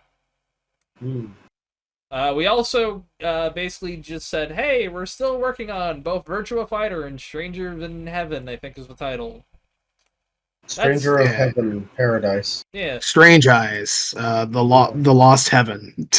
Really quick Kojima thing, I'll also say, the new OD thing looks really good. Yeah, they're still making PT. It's great. Yep. So we'll see if we'll round off by seeing if this will play smoothly or decently. Oh, I hope it's in English. I hope you it's see, in English. We're on the cusp of success here. But if we don't deal with Kiryu, that'll stall the clan's land acquisition. No doubt he'll try to stop us. That's supposed to... The resort deal will end up back at Hang on. All right. I forgot that I had this pulled up. Yeah. Look. Oh, Reactbot's covering him up. Shit. Yeah. But look at what they did to fucking Rikia on the left there. Completely, entirely different vibe. Rikia's ruined. Just awful. And then I guess I'll just have to zoom into fucking... I hate Reddit so much. I hate it so fucking much. Can you just open a new tab? Hang on. I'm going to copy the image. Yeah. I will say Riki is bad, but when you see what they fucking did to Hamazaki, so you gotta have got my control. Yeah, nope. No, it's fine. All right. So that is Hamazaki. There he is. He shows up. What's up? It's the guy. He looks like a tough meathead, big jaw, cool hair. He looks like popped not popped collar, but he's buttons done, big ass chain. He looks like a character fucking 80s suit. Stallone would play almost. You know? He looks like a baller. In fact, actually, he looks like fucking. And then we get this Stallone fucking. We get this fucking pencil pushing little fuck ass who looks like the fucking Iwami guy from 6, just like. He does. I work in an office building, and I'm gonna fuck you up, Kiryu. Like, okay, right, you're not exuding toughness at all, man. And then. But yeah, no, that literally looks like fucking Sylvester Stallone from Tulsa King lately. If you all watch him. All they really needed to do was just get the hair and suit right. Yeah. Like, yeah, the face is absolutely a bonus, and this guy does not really. I guess he kind of fits. He looks a little tougher than the average dude. I will say, the dub voice fits the face, but obviously, Yeah, but every character sounds like this guy, though, so it's not that hard. No doubt he'll try to stop us, and if he does it, Bane? We'll end up back at square one. Comparatively now, to if we that guy, snuff out to the original Hamazaki that'll also settle the eviction matter. This 2 voice would be birds, worse out of that 1 face. stone. From there, it's a straight shot to the PM's chair. Sound about right, Minister Suzuki? Hello. A pleasure. I'm the Minister of Land, Suzuki. I know who you are. I don't like repeating myself. I want to pause for a second. We gotta. The guy playing Suzuki is... This isn't nearly as epic as Bacon. So true. God damn it. Sorry, go on, Cole. The guy playing Suzuki is noted SEGA regular... fuck, what is his name? It's... I forget his name, but it is the guy who plays Sojiro in Persona 5. Oh, he plays I know who you're talking about. It's, plays now that I think about it, that voice, yeah. He plays the cop guy that oh fuck, I forget all of the names. He plays the cop guy that embarrasses the pretty boy bad guy from Yakuza 7. That guy who's dating his hostess girlfriend or whatever, who actually hates him. He's in a few of these dubs now. Hear his voice all over 8 when you're in Hawaii, and he's just in the background, hanging out at the fucking mall or whatever. Yeah. And he probably plays one of the characters too, but he is the guy in particular. Can we not just give him Kiryu? Give Kiryu to that guy. He has a very good, deep voice. He feels aged enough. He's like a 60-year-old guy or older or something. He would be a pretty good fit for Kiryu. Not perfect, maybe, but a pretty good fit. With good direction, I think he could really pull it off. Never gonna happen. Canonically not gonna fucking happen. Very sad. Very sad. Alright. Another eviction notice. I guess we might really have to leave after all. Both of you. I'm an anime girl. You owe me an explanation for this. We pay our rent on time. To turn around and get the hell out of Okinawa. Bullshit! Don't you? I mean, he is like... He doesn't look too much different. Well, not too much different. He looks much different. This guy looks like fucking Mario. Yeah, he looks like old Mario, yeah. Like, it's not too bad. It's a little more fitting than the other two, for sure. Yeah. Like, he looks like an Okinawan grandpa. It's a recasting that I don't hate. I don't know if he looks as friendly, though. Like, the old guy had, like, a I can see him. Look. He looks like I could see him fucking... This guy looks more tough. Which I could see him sharing a beer with somebody, you know? I guess. It's not bad. I'll give you one. But you should know, if it comes to that, I won't hold anything back. Liberal push that's for the best that military he's been. expansion in the region. Yeah. Minister of Defense. I mean, thankfully they didn't change this guy. Oh, yeah. That's true. That dude looks like he's about to angry Okinawa fish. Resort Yeah. Development Deal. Land Minister Yoshinobu Suzuki both paid a visit to the embattled region today. Defending our nation is all that beckons me. Indeed. My boy. Now, My boy. what if I do? Ah, shit. He's dead. He's never coming back. I've been. That's true. Ever. It all ties back to a story I've been chasing. That the traitor is in league with the man who shot Daiko. Oh god, I just realized what happens in this story. Yeah, y'all really are so fucking right. The suspect in the 6th chairman's shooting is you. This war's fine. Oh, and on 2 counts actually. You want to see how a real Yakuza operates? Then allow me to demonstrate. Alright, he looks good. The only bust out in this town. That's some of Yeah. You guys. This is the end of the line for you. Now, Kazuma Kiryu. you need to pause. Yeah. It is... So all of the Yakuza games that have had English dub, you can argue none of them have been that great, whatever. Yeah. Yakuza 3, I think, is the first one where you objectively should not play it in English. No matter how much better Yang Ye is as Kiryu, props to him, whatever. Playing it in English is going to ruin the fucking vibe, because a lot of the game features funny English, and features this American man speaking to you in a perfect English American accent. In a Japanese game, so it's Kiryu speaking, Japanese, and then this guy just like, "This is the end for you, Kazuma Kiryu." And I love Richardson so much, and it's just going to ruin the whole... Was out of place in the best way, where it's like... It is. Alright. And then You've heard Japanese through 3... Well, 2, possibly 3 games if you play 0 beforehand. That's your first time hearing English. It's like... How would they do that sub-story in 7? No, then the city. I forgot the city. The Okinawa city. Oh, Ryukyu. Yeah. Oh, the one with the English school? Yeah. I don't know.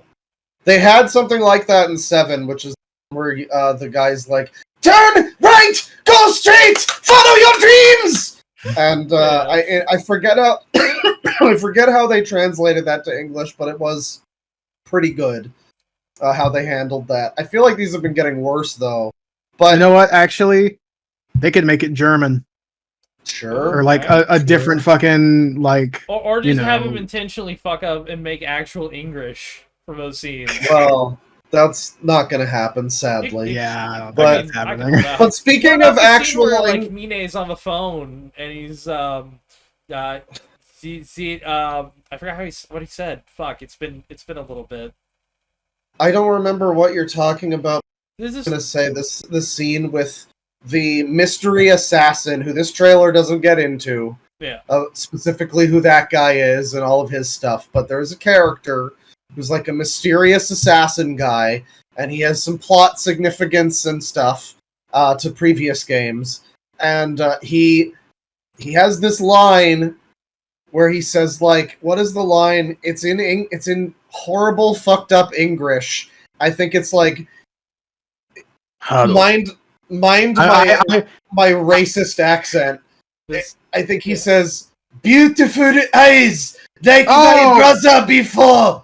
That's how he says it though. Also, which it's how he says it. It's in like English, and it's a game that deals with people speaking other languages. The fact that there's fucking an English dub just kind of ruins it a little bit. You can't play it in English. Like, don't play it in English. Why is this in English? But also, I get. Yeah, I thought you were talking about Mine Hado. That's That's what he was talking. Oh, I remember that now. Yeah. It was somewhere. Oh my god. I'm Freeze! Tamashiro got nothing to do with this place. Spare them.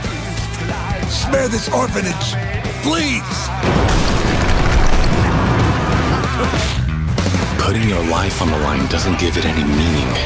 You're just throwing it. He's like okay sometimes, and then other times it's just like when you can show the world what you're made. I think he's getting to be about as good as he can be as Kiryu. Enlighten me! Curious. Okay, the trailers. Yeah, trailers kind of fucking up a little bit.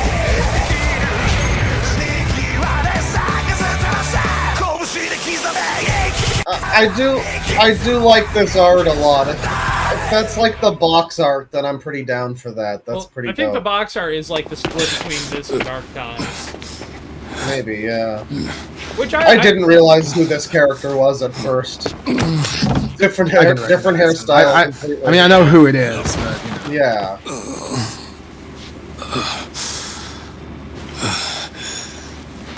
No, this is great though, because this is a character who a lot of people feel like got hard done by in Yakuza 3, deserved better. And now he's getting a little bit better. Maybe. I hope this is like a substantial side thing though. Yeah, I hope this is longer than the Majima files. That Majima thing is like over in an hour. We need more than that. You're being generous when you say an hour. I finished that real quick. It's real fucking short. Here, Taiko Dojima! Stay back, Chairman! They're targeting you! Back up the car! Brother, he's got a gun! I mean, they've all got guns. I've been alone my whole life. It seems the majority has voted in favor of that, yes. We ask that you take a step back from the R&D department. Come again? You are aware this is my company, right? Loved by no one. Needed by no one. I had no companions save for my own loneliness. He's not bad. Hey, hang in there. Hey! Hey! That's Sonic the Hedgehog playing Daigo. You slippery bastard! What the hell's wrong with you? Dodging every fucking thing all the fucking time! As I said before, I'm not here to fight you. I'll cut to the chase. Konda-san, would you like to be my business partner? The truth is, I'm simply looking to make a name for myself in the underworld. Listen good, Mine. When you exchange cups with your patriarch, you fool. He sounds exactly like I would you'd be imagine willing him to lay sounding down English. your own life for. Konda, you mean? For your boss. That's how we Yakuza roll. Konda, you mean? Yeah, Konda. Biting the hand that feeds, though. Anyone ever told you you're one sly fox, Mine? If shit hits the fan and I'm in a real bad spot, you stick your neck out for me. This world is a nest of vipers. The moment you drop your guard, you'll find a knife in your back. Shit! Watch out! Mine! You alive? I thought I had finally found it. I caught a glimpse of the light. One I found almost too strong to bear. All that I ever did, and all I ever would do. No! His grippers are in the... No! Spoilers.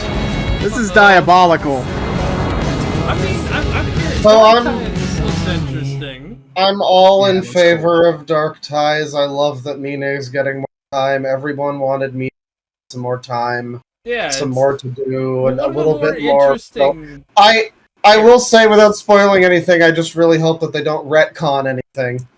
That would be bad. Let's not do that. I think they've retconned enough about 3's story that they could probably just retcon the whole ass. Hey man, I guess. I have no idea what you're talking about at all. Did they do that? Oh no. There are a couple of deaths where. Oh yeah, that's right. Oh yeah, no one's ever really gone. That's true. Look, entire media franchises are becoming no one's ever really gone in front of our eyes. It's kind of beautiful. The games are so. If it wasn't too much work, I'd pull out my Star Wars thing. But it's so sad because like all you really need is take a little break. But I was just gonna say all you really need make another fucking Dead Souls and just bring back some fucking bring back some deaths and stuff there, and it'll be fine. Anyways, I'm going to hit pause. We'll be back. Probably like 5 or 10 minute break. They should retire after this. No. After this, we're not coming back. It's never again. Never again for Hyperfixate. What are you talking about? We need to stick around to spite our haters. Yes. That's true. Till the end. A lot equals funny a million years. That fucking Rick and Morty joke. Woo. Alright, pause. We are back, folks. Hello. Welcome back. Hi. We got more stories. What we got, Tristan? Get some garbage. I guess we'll just keep the gaming theme up. Okay. Christ. Yeah. Sega accused of using police to recover Nintendo dev kits it had, quote, negligently disposed of. What does that mean? What does that translate to in human speak? So dev kits... Negligently disposed of means sold. Yeah, sold to people that are collectors. So people that can... I mean, look, I have tried to buy a couple dev kits over the years. It is a very hard process. And sometimes you do not get it. Oh.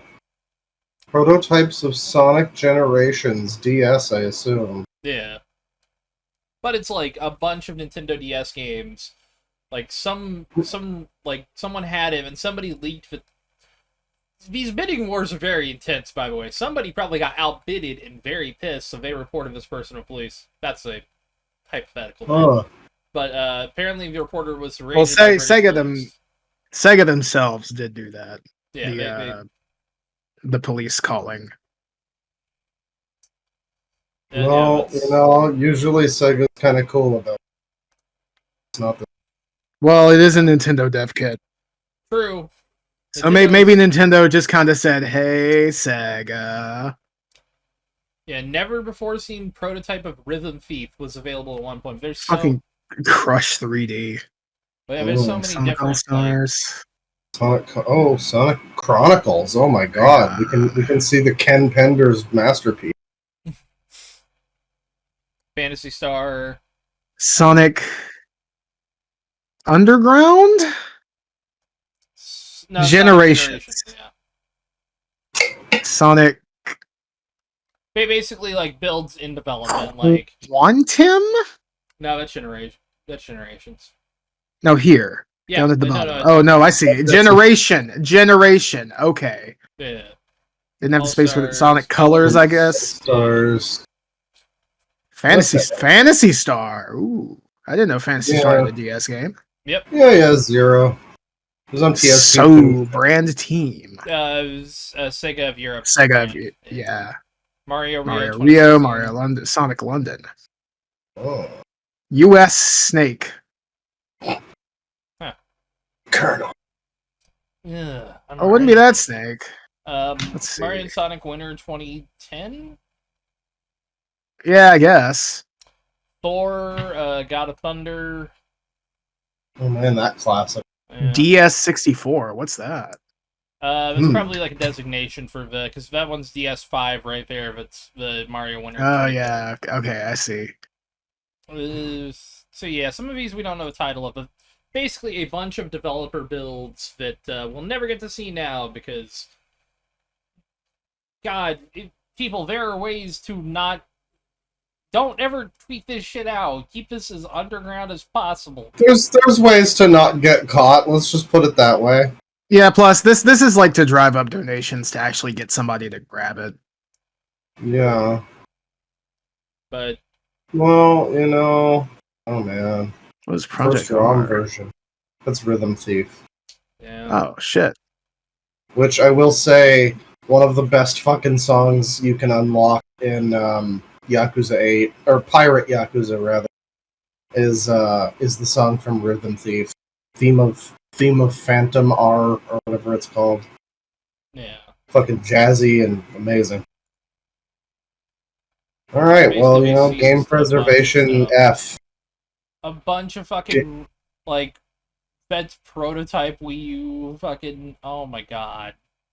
Like, I know this is Nintendo wouldn't have been too mad. Nintendo wouldn't have been too happy about any of that. Yeah.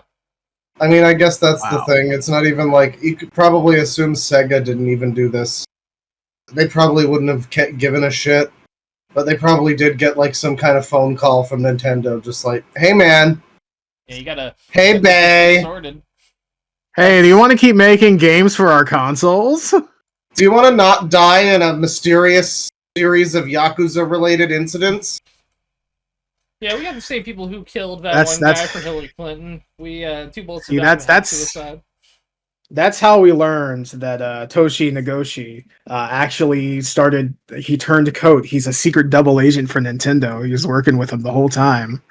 I'm really looking forward to seeing what he's been working on. He's been making something like behind the scenes, and it's for like 10 cents or whatever, but I hope it's good. Ooh, Christ. Now going from Christ to Christ. Catholic Church canonizes its first gamer saint. And one of his favorite games, spelled wrong, this is .com, not .co.uk, was Halo. I mean, hey. I've heard about this. The millennial saint people have been referring to him as. Yeah, so he died from leukemia. Yeah. He spread the gospel online. Yeah.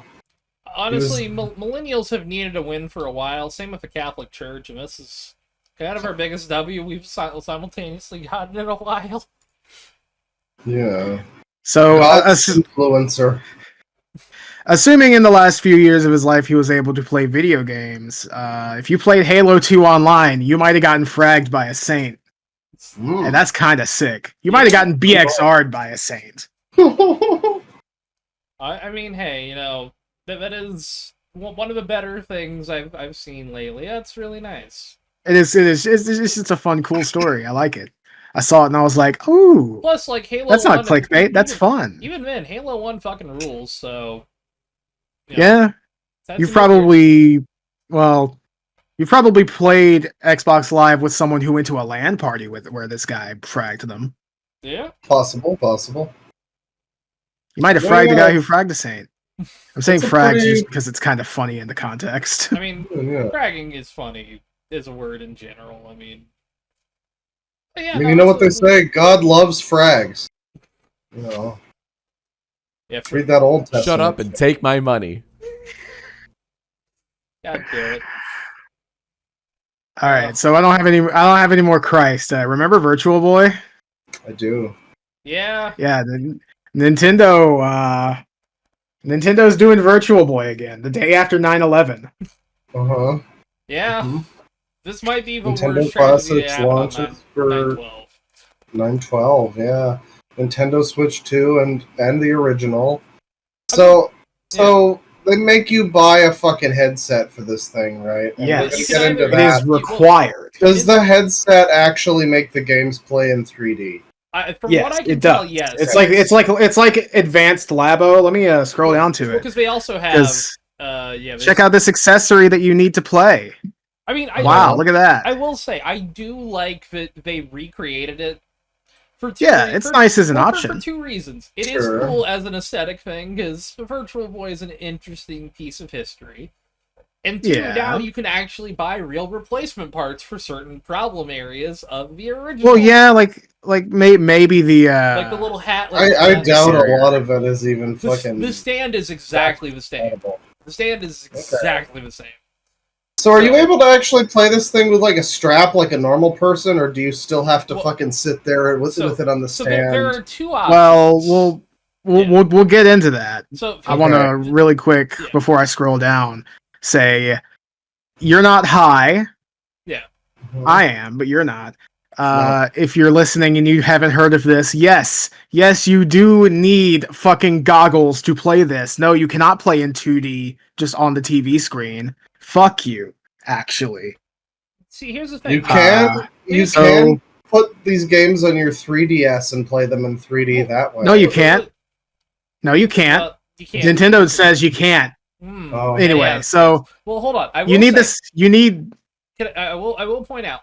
They did originally say that in the wording when they announced the Nintendo GameCube controller for Switch 2, but you can use that on other games. You can use that on everything. You just don't have the functionality of pressing the sticks in, or can you play the GameCube games with any other? Yeah, you can play them with like standard. Okay. If you have the Switch controller Joy-Cons, you can do that too. But yeah, but they originally said that it was only playable in that mode, but it is on everything else. Sorry. Well, this is kind of the reverse. Yeah, this is we don't know yet until it releases, but well, I mean, from all the marketing, I would very much assume that you need one of these to play. So if you've heard of the price before, then you don't gotta say anything.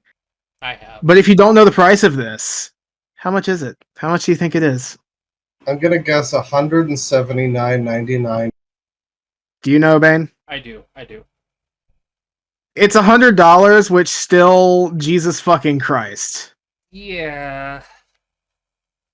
For those of us who are less inclined to know about video stuff, and in particular, the fucking Virtual Boy, it's worth noting this console has like 15 games maybe total. 17. Okay. And one of them is a licensed game for one of the biggest flop movies of all time, which is not on this service. You cannot play Waterworld on here. It's also called Waterworld, and it's presented entirely in red, which I think is black and red. Yes. Red world. You can't if you emulate 3DS, if you emulate Virtual Boy on your 3DS, you can change the colors to make it blue and black instead. Yeah. In which case, the water will still be black instead of blue, but it'll probably make more sense, It actually probably would make you less motion sick, I think. Probably, yeah. Don't worry. Fucking thing, that's ridiculous. That's okay. If you're poor, if you're one of those filthy little fucking poors, Shiggy has given you another option. Yeah, this is the cardboard Virtual Boy thing, which again you need to play. Mm-hmm. I'm not sure if you can put a strap on that, but I mean, I'm hoping. I think someone will make a modification. I don't know how you're gonna fucking hold. Yeah, I don't know how you're gonna hold the controller without that. Yeah, you just do like this. Is like you're holding it like this, like Labo VR. This is how you played Labo VR. Imagine my Switch 1 is right here in my fucking face, and I'm playing like this. It would be really funny if Labo was completely incompatible with Virtual Boy games.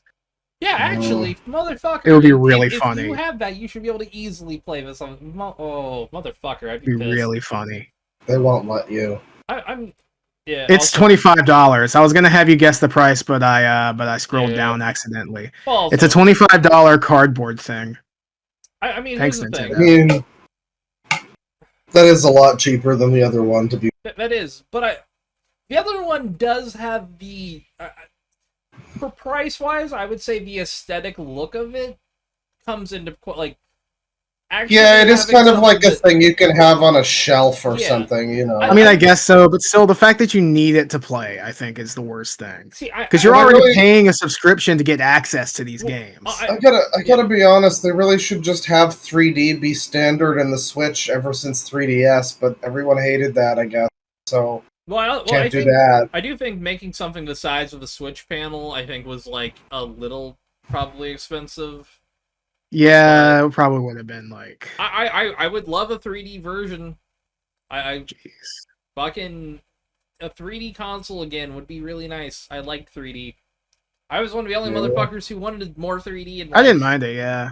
So, what are the chances that this thing is also going to give people an eye strain like the original did? Decently high, but maybe those are like yellow light. I'm gonna guess because it's only red. The one I would actually really want to play this with would be an OLED version of a Switch. Like that would actually makes me wish I had a fucking OLED Switch for this. But I don't know actually, because here's the thing: the reason that they had that for the original Virtual Boy is, I believe, I might be wrong, I believe it's like the way that like it used a raster to kind of project like a facsimile of a screen in front of you. Yeah, it was effectively kind of like blinking lights. Yeah, it was giving right like a here. weird depth with it. It was weird. It worked. I have never tried a Virtual Boy, but I know. When are we gonna get a modernized version of Tiger R Zone? Come on, people. Oh, for real. Well past time. I'm ready. Google Glass type shit. I'm actually ready for the Game.com Mini. Thank you very much. Yeah. Oh, you like this big? No. Have the same amount of processing power though. Actually, I think it has more. Have you ever seen one of those motherfuckers in person? They are big. Has more. Yeah, they're quite big. Has more inches than you idiots have brain cells. 2. Yes. Possibly 3. What was I going to say about this? But yeah, I think since it's in red, there's a lot less eye strain that comes with it because it's like, lower frequency, disturbs your eye less. There's science behind it. Yeah. So it won't be too bad. I think it probably has a lower chance, but still, like, I think for it'll probably cause more arm strain than eye strain. Holding your fucking shit up like this. I also do think this is probably the only way that like a light version could probably do it too. I don't think you can put the light in the normal one. Being a Switch Lite owner must fucking suck. Oh. Yeah. True. Damn. I hope they make the Switch 2 Lite someday. The Switch 2 Lite is one I'd actually really prefer. In fact, I think they should make it again so that it's undocked only, and has controllers fused to it. Mm-hmm. It'll be bigger than a Switch 1, but still smaller than a Switch 2, just to piss you off. So no cases or anything fit with anything like that. Well, you can't use old Joy-Cons on it. It's a higher resolution screen, so it's worth it. No, it's actually like it is. It's 900p. No, well, it would be higher resolution with Switch 1. True. I mean, I guess. And oh geez, fuck, 900p. It'd actually probably be better for. It wouldn't have a game card slot. Oh yeah, that would be what they do. That would blow balls. That would be the thing that fucks it up for me. The digital only Switch 2 Lite by now. The concept of a digital only Switch is the dumbest thing.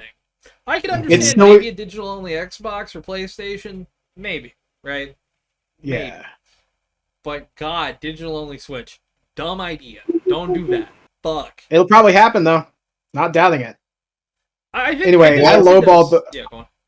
I lowballed the price, by the way. Yeah. Oh yeah, Fatal Frame 2. I mean, it is more than just cardboard in there. Yeah, there is worth lenses. Like $5, but there's seems still a little bit pricey for a cardboard headset. Yeah, I would be comfortable paying like $15 for this if I could get use out of it. I will be real. That's around the price I used to pay for like pre-made Google Cardboard stuff. So $25? Around that, yeah. Jeez. But that's for like ones with actually decent lenses and that didn't overheat my phone. At that point, I just put my phone up to my eyes and cross them. So yeah, there's a Fatal Frame remake. Fucking new. Yeah, new Metroid has fucking Fist of the North Star in it, I guess, which is really cool. New Metroid, and also really a bike. I will be there day one. It looks cool. I'm looking forward to it. I mean, fuck Nintendo, etc., etc. But when this thing comes to Switch emulators, I'm just saying. I mean, you're not even gonna Switch 2 version at that point. For me, this is one of those ones where it's like it was worth buying the console for. I hope this is, I mean, this is the one killer app that I might buy the console for, but probably not. This is what I'm excited to try the mouse mode on because, I think that seeing the way it played in footage, it looked smooth. Yeah, mouse mode is fun in games I've used it in that I actually want to use it in, like Fortnite. But this seems like the killer app for all that shit too. So, and also, if it can pull off that on a handheld, like 120 frames, That's going to be insane to see. I'm curious on that. It's the only game I think was worth the 120 frames. So. Now, if only they'd bring 2 and 3 to Switch. Yeah, by the way, what the fuck, Nintendo? Easy money. Easy money. It is kind of ridiculous. I mean, we really thought that they'd probably, at the very least, just a fucking port of those. Yeah, I would just along with this. I mean, I would prefer if they did the whole fancy upscale thing they did with the first game, especially for 2. Yeah. I mean, 2 is a fucking beautiful fucking game, but by the way, but now you can just play Prime 1 on the Switch and it looks really nice. It looks amazing. And none of the sequels. This port is one of the best ports like I've ever seen. They also got themselves into a bit of a fucking bad situation because like one of the main characters in this game is a character from a fucking DS game no one played from literally 20-something years ago. I played it. That, you know, awesome. Like 2 people are even gonna fucking remember who this guy is. It's not the best choice. I thought probably about replaying Hunters through like an emulator. It's like when Doctor Who brings back a villain that's been that was just in a comic. I think it's like this. It's exactly like the Doctor Who's 60th anniversary. Holy shit! Star Beast. Yeah. I think he might have been in pre now about it, but that might have been a different guy. Was it Xylux? Is that the guy? Or whatever his name is? I think. Yeah, I think he might have been in Prime 3, but I don't really remember. They had Gandrada here. You know, give her some more time to fucking do some cool shit. Shapeshift a little bit, whatever. It would be... I'm curious to see where this game goes, though, and I wonder if they have the balls to even tease a 5th Prime game. After all of this fucking time, do they have those kind Coming after GTA 7, that's what the trailer will say. It's like, you'll get it when you get it. Nintendo isn't that funny. They'll do a fucking, not Randy Pitchford, George Broussard, when it's done. Oh. Yeah. Metroid Prime forever. Not the asshole. Okay, not the asshole. All right, I'm gonna turn off edit mode. Yes. I mean, I don't think it's a good idea to like, you know, get too hyped because you know this game could it could fuck up. But I'm pretty hyped. I hope this. Well, it might not wind up great, but it's looked pretty good so far, and I will say one thing I really like about Prime 4 from all that we've seen of it. Everything we've seen before looks fucking way different from everything we've just seen in the recent trailer with this like motorcycle and desert thing. Yeah. The older trailers that we got was, look at this rainy sort of jungle planet. Isn't this cool? It looks like Talon 4 again, kinda, but different. And now it's like this whole different thing. I don't know, man. I think it looks kind of diverse, you know. Yeah. I'm also not super into Metroid having multiple different planets you can go to, because that's kind of counter to what the series is, where it's like one big thing that you kind of go through interconnectedly. It's like, no, I don't want to have to go to a different planet, you know, just put it all in one spot, you know, have this desert be right next door to the jungle. It doesn't need to make sense. It's alien planet, fine, it's whatever. Yeah, I mean, I'm curious to see how it'll work. You know, it's one of those things where it's like, all right, you know, we're on the 4th game. All right, maybe something interesting from this. We've heard some. I will say, I'm getting a phone call. Oh my God! Pause for 1 second. She thinks she's a Carrie, but she's really a Miranda. Hold on. Hey, we're back. Sorry about that. Nothing too important. So speaking of Nintendo, we've got some breaking news. This literally just happened. Yeah, so Doug Bowser quit as CEO of Nintendo of America. Retired. Yeah, the guy no one cares about. Crazy spin that at all. Yeah. Yeah, now he's been succeeded by Devon Pritchard. Oh, that guy sounds like a fucking asshole and a half. Jesus Christ. 19-year veteran of the industry. Sorodu Shibata will be joining us NOA as Chief Executive Officer while continuing his roles as Managing Executive Officer and Corporate Director, member of the board at Nintendo Co. Limited. Pritchard will also join the board of directors and become an NCL Executive Officer. I mean, Doug Bowser is not the worst CEO that they could have ever had, but wasn't. I mean, he did see. I feel like things got a lot worse after. Yeah. You know, Nintendo was always a little bit Nintendo-y about things, but it's been pretty steady downward trajectory for like 10 years. Yeah, they went from little Nintendo-y to a bit more Nintendo-y. Yeah. I think that's the new guy in charge of Japan, though. I forgot exactly who it is. There's some of that. Is it Koizumi? I think Koizumi's been a little iffy too. Yeah. I forget who the current CEO of Nintendo. I'll remind you that simultaneously to damaged scalpers, but for Switch 2 they have a Japanese language only and a international and Japanese language model they sell, which is, I get it's also to combat scalping, but also really. Yeah. Yeah, But there's it's not region locked, so you can still play English games, but. The whole decline, though, I think started after Iwata died. Yeah. Because that was around the same time. Because Iwata wasn't a terribly evil businessman. I'm sure he did some things to fuck some people over. Oh yeah, surely. But he's also the type to take a pay cut instead of fire a whole bunch of people. True. Which I think that's an energy we need right now. Mm-hmm. You ain't seen a lot of fucking CEOs do that. I think Koizumi was the director or something for Mario Odyssey. So, it's possible this is one of those... I and a lot of people always say, oh, well, Nintendo, they're artists make good games. They're just not a good Shintaro Furukawa. Okay, yeah, Furukawa. All right, yeah. But it's not me being racist. This guy. Names. I mean... It is one of those... That's the thing. I don't see this guy's name often in public discussion. Yeah. Oh my god, he looks like the guy they replaced the model for in Yakuza 2. Oh my god! Actually, fuck. Look at this! Look at the face of evil over here. I'm gonna escape from jail with this guy. I bet this fucking guy dresses up like a baby motherfucker. I bet this guy loves the rattle and the fucking crib. He goes to Be My Baby every night. Actually, it's every Tuesday night. He can't afford to get every day because he's too busy spending the rest of his money on suing people for enjoying his children.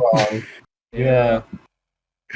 I do not mean to imply anything about Shintaro Furukawa's character. Nintendo are very litigious, so the views and opinions of Tristan are not connected to Lot Equals Funny LLC. Yeah, throw me under the bus. All right, damn. Hey, ReactBot, what do you think about this stuffed suit pencil-necked fuck? Oh, that's the wrong button. Poggers. All right, you know what? Go away, get rid of him. His opinion, I guess. Get him out of here! Bozo. All right, he corrected his opinion. Each other out. What does he know? Yeah. Yeah. All right. All right. How about this, ReactBot? What do you feel? How do you feel about Doug Bowser leaving? Stinky.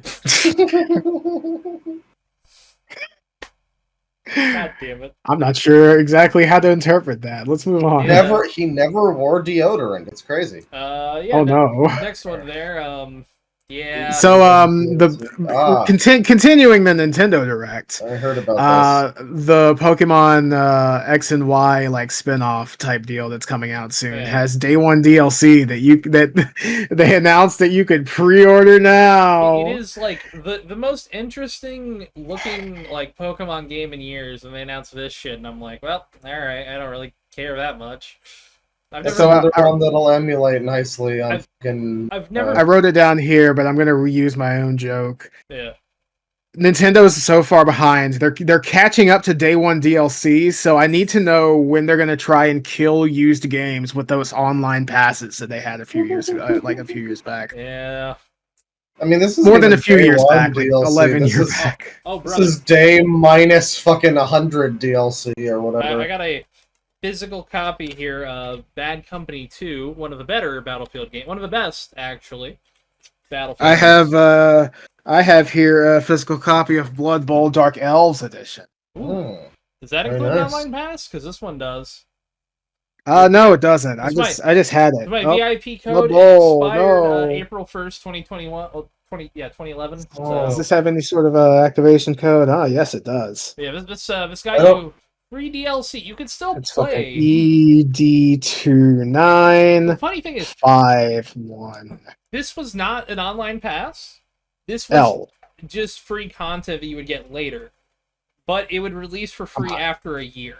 So you would get some maps for free, and then there was some paid content later, and that was the Vietnam pack. But this got you DLC. Okay. Well, I don't have any fun, cool gaming stuff, except I did buy this controller last time we did the podcast, and Tristan and convinced me to get this. It looks quite nice. 8-bit dough. Oh, it's great. I am loving the fucking R4 button up here. Yeah, because you can find that. I have some troubles with the left L1 or LB or not anymore. It's right there. You know, I would recommend next time you need a controller, like don't fucking replace that controller for this one, but the Ultimate 2 instead of the 2C actually has back paddles too, and like those. I think that one's also wireless. This one I accidentally got the wired version, so currently I have the wire from it charging my phone back there. So, you know, it's not the worst deal in the world. If the little side paddle things are the same, like, you know, if they feel the same as the controller that I have, they're pretty low profile. They don't really get in the way a lot. Yeah. You know, I have them unbound. So if I do feel them and click them, it's not a big deal. You know, sometimes I'll just click them for fun. Yeah, I do worry because a lot of the time, or you know, around my knee, and it's like I would, you know, kind of. I don't think I've or something. I haven't had that. I haven't had them go off accidentally, but to be fair, I haven't like rested on my knee or anything like that. I will say it is dependent on the controller. I think I told that I got the Switch Pro controller for super cheap. I only paid like $30 for it, but the new one does have the back paddles on here, and it does take a lot to actually intentionally push it in. The complete opposite of that. Let me grab this. Xbox One ridiculousness controller. Rogue Ally! Let me talk about this really fast, because I've had this thing pop up recently, because I've been playing it some more. Balatro. This is my Balatro machine now. Nice. You should try Nobi Number. Nobi Number Factory. How much did you fucking pay for that to play an indie game that'll run on phone, Bane? Less than you'd think. More than you should? I don't know. I'm thinking a pretty high number. Honestly, I mean, I played more than that, but admittedly, you know, like my Switch one for a while was literally just a fucking what was that? It was like a Puyo Puyo Tetris machine for a little bit there. For like a year. That's all it was. That was like the only fucking. That was like the only fucking game that was on the Switch the first year that it came out. But like, you know, I remember Vinny desperately trying to have something to play on his Switch when it was new. So he played Puyo Puyo Tetris and tried to suffer through the anime story mode. Oh, dude, you know what you should have played? You should have played Super Bomberman R. That game fucks. He played that one too. He was the. I love Vinny, but he was the most desperate Switch One shill when that came out. Just like, it has 2 games. I'm playing Super Bomberman. I don't know why. He could have played 1-2 Switch. That's true. Did he ever play? I don't know if he ever played. Did they make They made a sequel to that. Yeah, did I ever show you that I got it for super cheap? And by super cheap, I mean free, because they were giving it away. Oh, that's still. They should pay you for it. They should have. It has one interesting thing, and it has a bingo mode that everybody can play on their cell phones. Great. Yep. Everybody 1-2 Switch. Ooh. Yeah, no. Also, there's like a horse head guy in the game. I've never actually played this with people. I've been too afraid to show this to people that I actually like in real life. Yeah, you don't want to. Yeah, no. Have that. It's one of those things where it's like I've actually had like you know. This motherfucker's not ashamed of Concord. He's ashamed of everybody 1-2 Switch. He should be. Dude, fucking like the cover alone just makes me not want to play it. Like, yeah. I want to suffer through this with friends. You know, that's something I want to do eventually. I just got that there for when we feel like not talking anymore. Yeah, all right. I'm good. Yes. Oh yeah, I forgot my miscellaneous thing. Oh wait, because we scrolled. Yeah, we ended in gaming. Right. Yeah. Gaming is the final thing. Let me really quick. Okay. 1 sec. Just look over what I have left. See if there's anything like actually fucking worth it. Remove all of the gaming stuff. Let me find my one article that I wanted to pull up here. Yes. So I originally said I had 3 articles, then I had 6. Actually, I don't have much. We'll do yours. We'll do yours first, real quick. Okay, let's do number 5 because this one's interesting. This one's actually a local story here from my local area. A little shout out to the Indiana Hoosiers. Okay. Actually, shout out to the Indianapolis Colts. You better win this next game, you motherfuckers. I've got money on it. Anyways, that's neither here nor there. So, what's that? What's that, Bane? Number 6? Number 5, I think. It's one, number 5.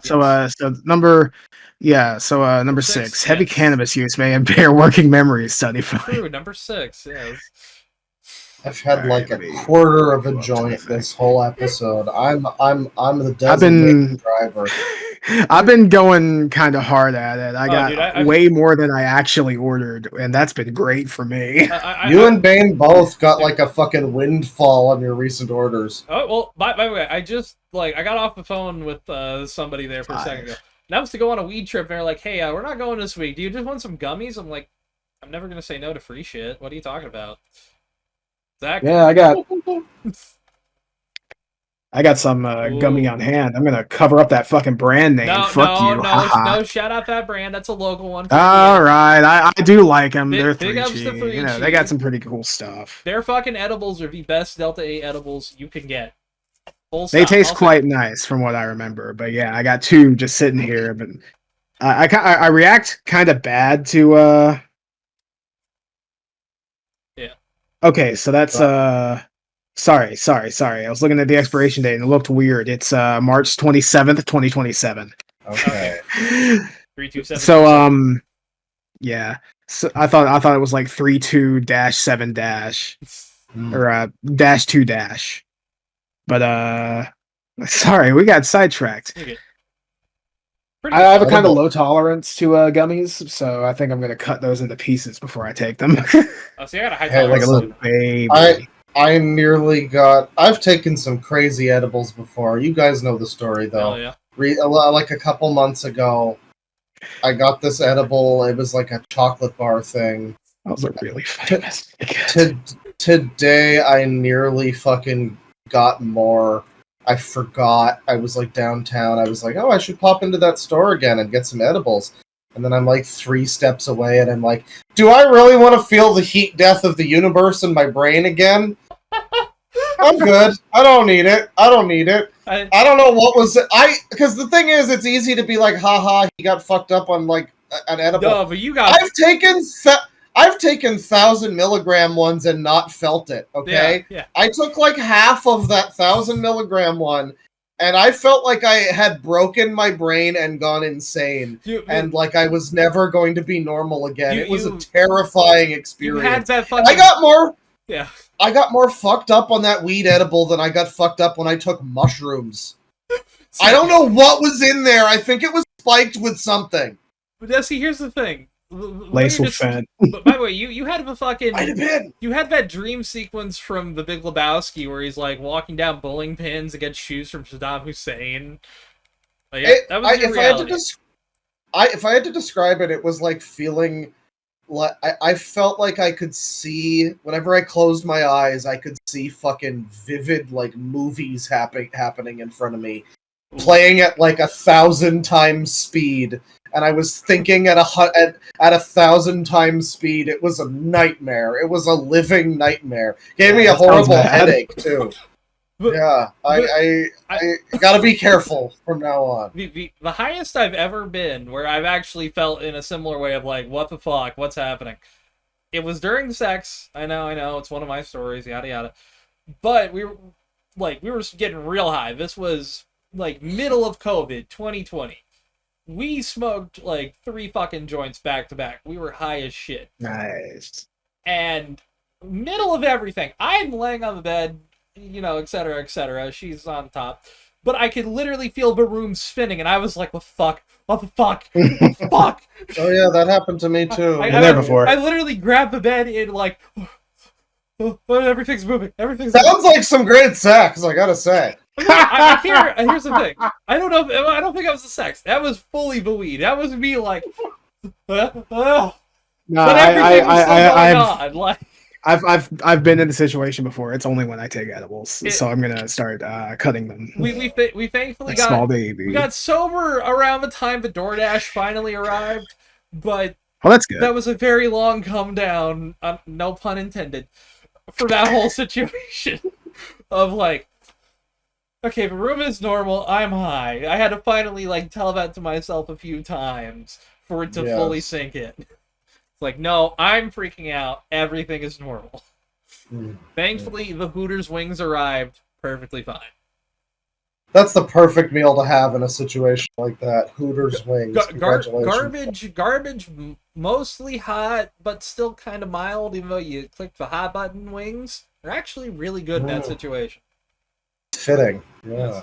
Anyways, I want to go to Hooters and get mostly hot, but kind of mild. That's the entire vibe of Hooters. Let's be real. Spicy food.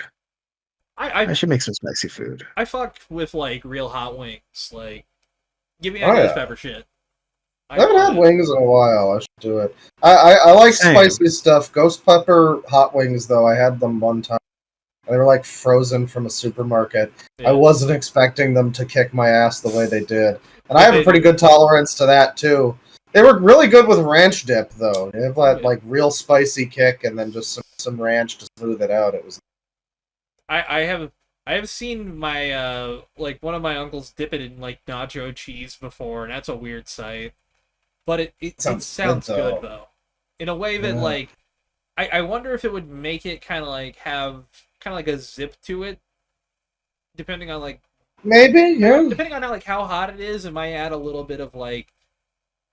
It might make things a little bit better with like weaker hot sauce, I think too. I made this recipe recently that was like a Korean fire chicken, and it's like gochujang and forget the other thing that's in there that's like a Korean spice thing, but it was really red chicken, and I didn't add enough of the spicy stuff, so it wasn't that spicy, but. I added tons of fucking cheese to it. That was in the recipe. You put in like cheddar. You put in slices of like processed American cheese. Oh yeah. You put in mozzarella. It becomes and cottage cheese too. It becomes so fucking creamy and delicious. And if I make it again properly, it'll be like spicy as hell too. And man, mouth-watering just thinking about it. Great combination. Yeah. Have it with rice, some green onions on top. I do want to say something really quick before we finish out the rest of this. Yeah. I am making an interesting step towards the NYC trip. I'm going to take a small trip outside, out to NYC myself with a friend, and we're going to kind of like plan out something, you know? Don't get stabbed. What was that? I said don't get stabbed. Oh, I don't plan. I'm always... Look, homeless people love me. Okay. But what were you saying, Tristan, too? Stop by a bar that I will not name on the show, but send me a message and remind me, and I'll tell you bar. All right. To see cool friend of mine. I'm thinking probably like March or April is probably when we're gonna like go there and like spat. Like, so I one of my ideas was like the walking podcast thing, where it's like we're like the 3 mics and we're talking and shit.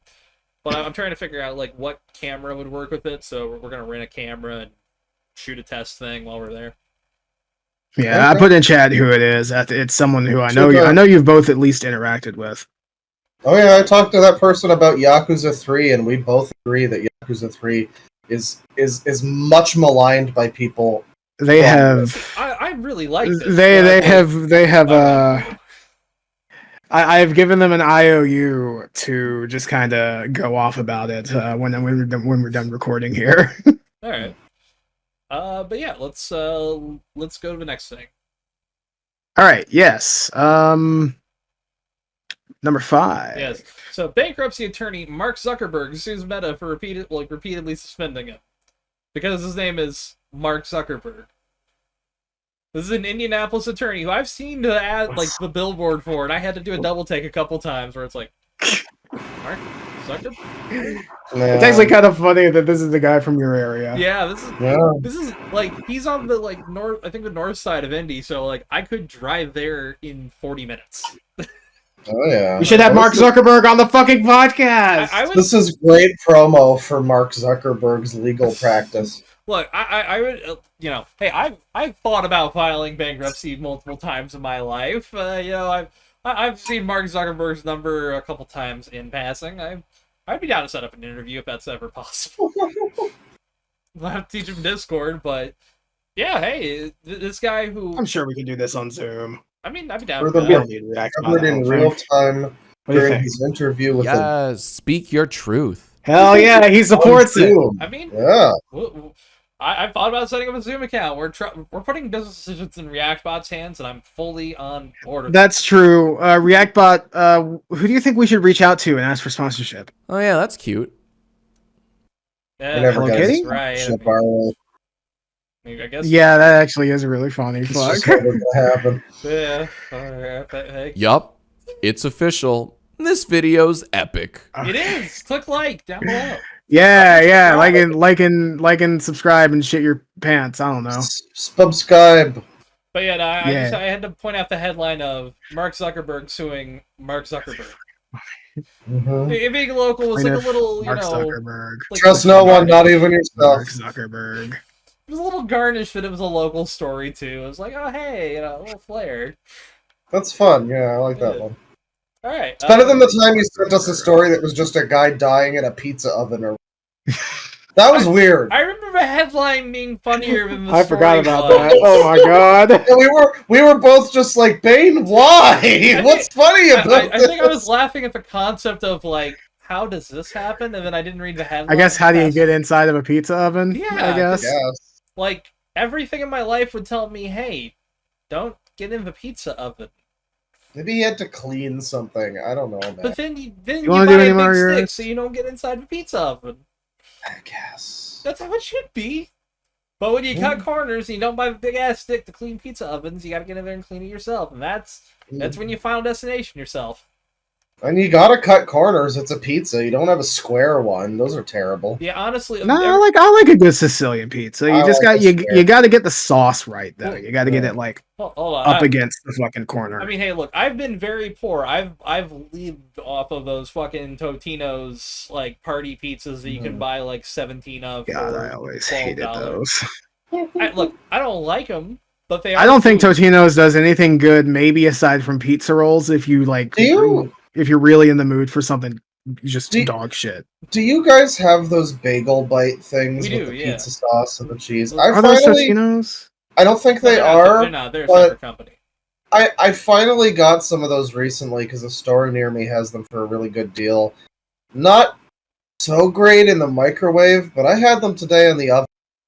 They turned out pretty good, I gotta say. I've been living a. Oh, they actually have instructions for an air fryer, and I've been thinking about getting an air fryer. I will shout out air fryers. They fuck. Air fryers are like a huge meme, but I've heard that they're actually, they've got some good purposes, and they make things taste pretty nice. Someone I know made air fried burgers recently. That sounds good. I'm personally more of a toaster oven guy, but also, air fryers fuck. They are very nice. I don't really have the room for a toaster oven. I want one. Our air fryer is bigger than our toaster oven. Oh dude, my air fryer is huge. It's fucking it's like large. I don't even know what they look like, so I'll send you a picture of one next time I'm back there. They can kind of look like a lot of things, because like there's different shapes and sizes. The one I have is it's not this exact one, but it is similar. Hold on. There we go. Tell me if that uploads.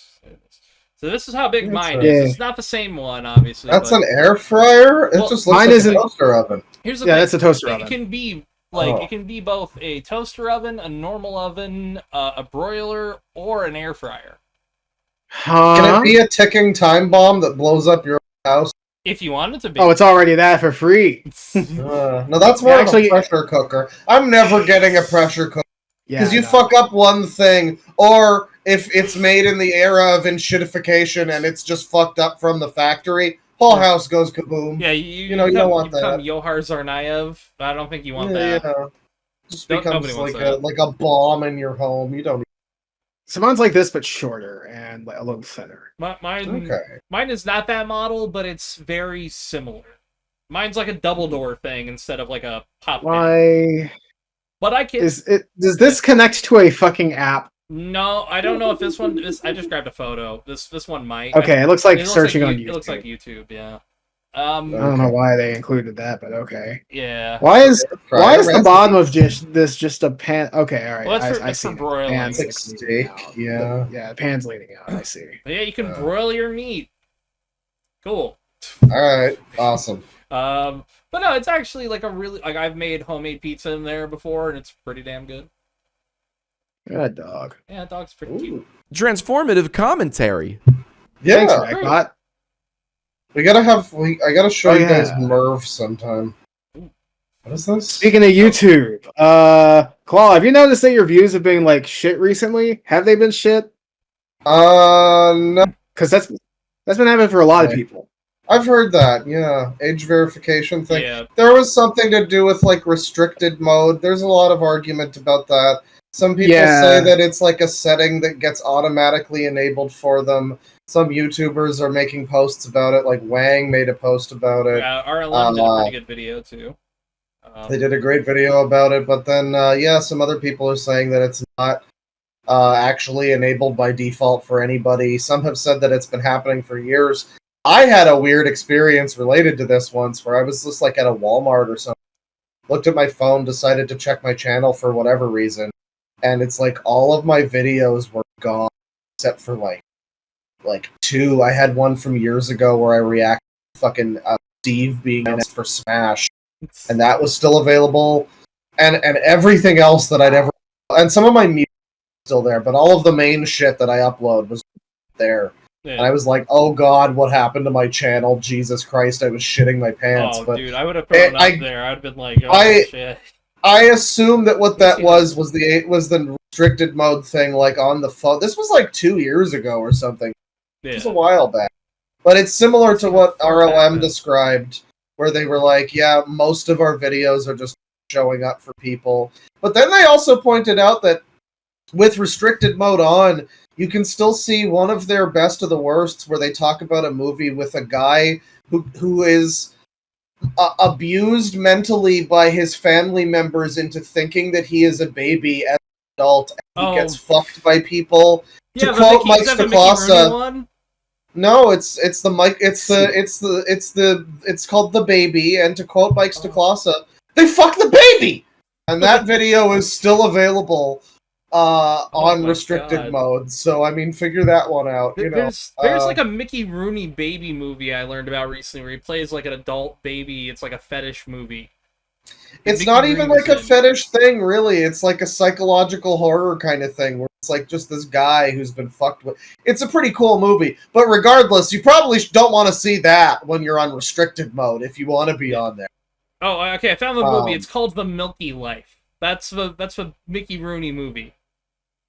And he's like getting wet nursed by a woman in the movie. We got a lot of fucking adult babies happening this podcast. This episode has been I think the title is going to be Adult Baby. Tristan, can you put just a PNG of the guy from My Baby on the thumbnail? That would be great. I'll see if I can find any photos of A Milky Life also that aren't Come entirely... on, man. Come on, look at this thumbnail. It's a good thumbnail. It'll be better with some adult babies in diapers. I base it off of Lament of Innocence. Okay, better yet. How about I just title the episode Baby Driver, and that works. People have to figure out what the rest of that means. I guess so, sure. Yep. What does the driver part mean? Yeah, you gotta tell us, but you gotta edit it out. Sonic Racing Crossworlds. There's a new Sonic Racing game, and it's got fucking Pac-Man in it and shit.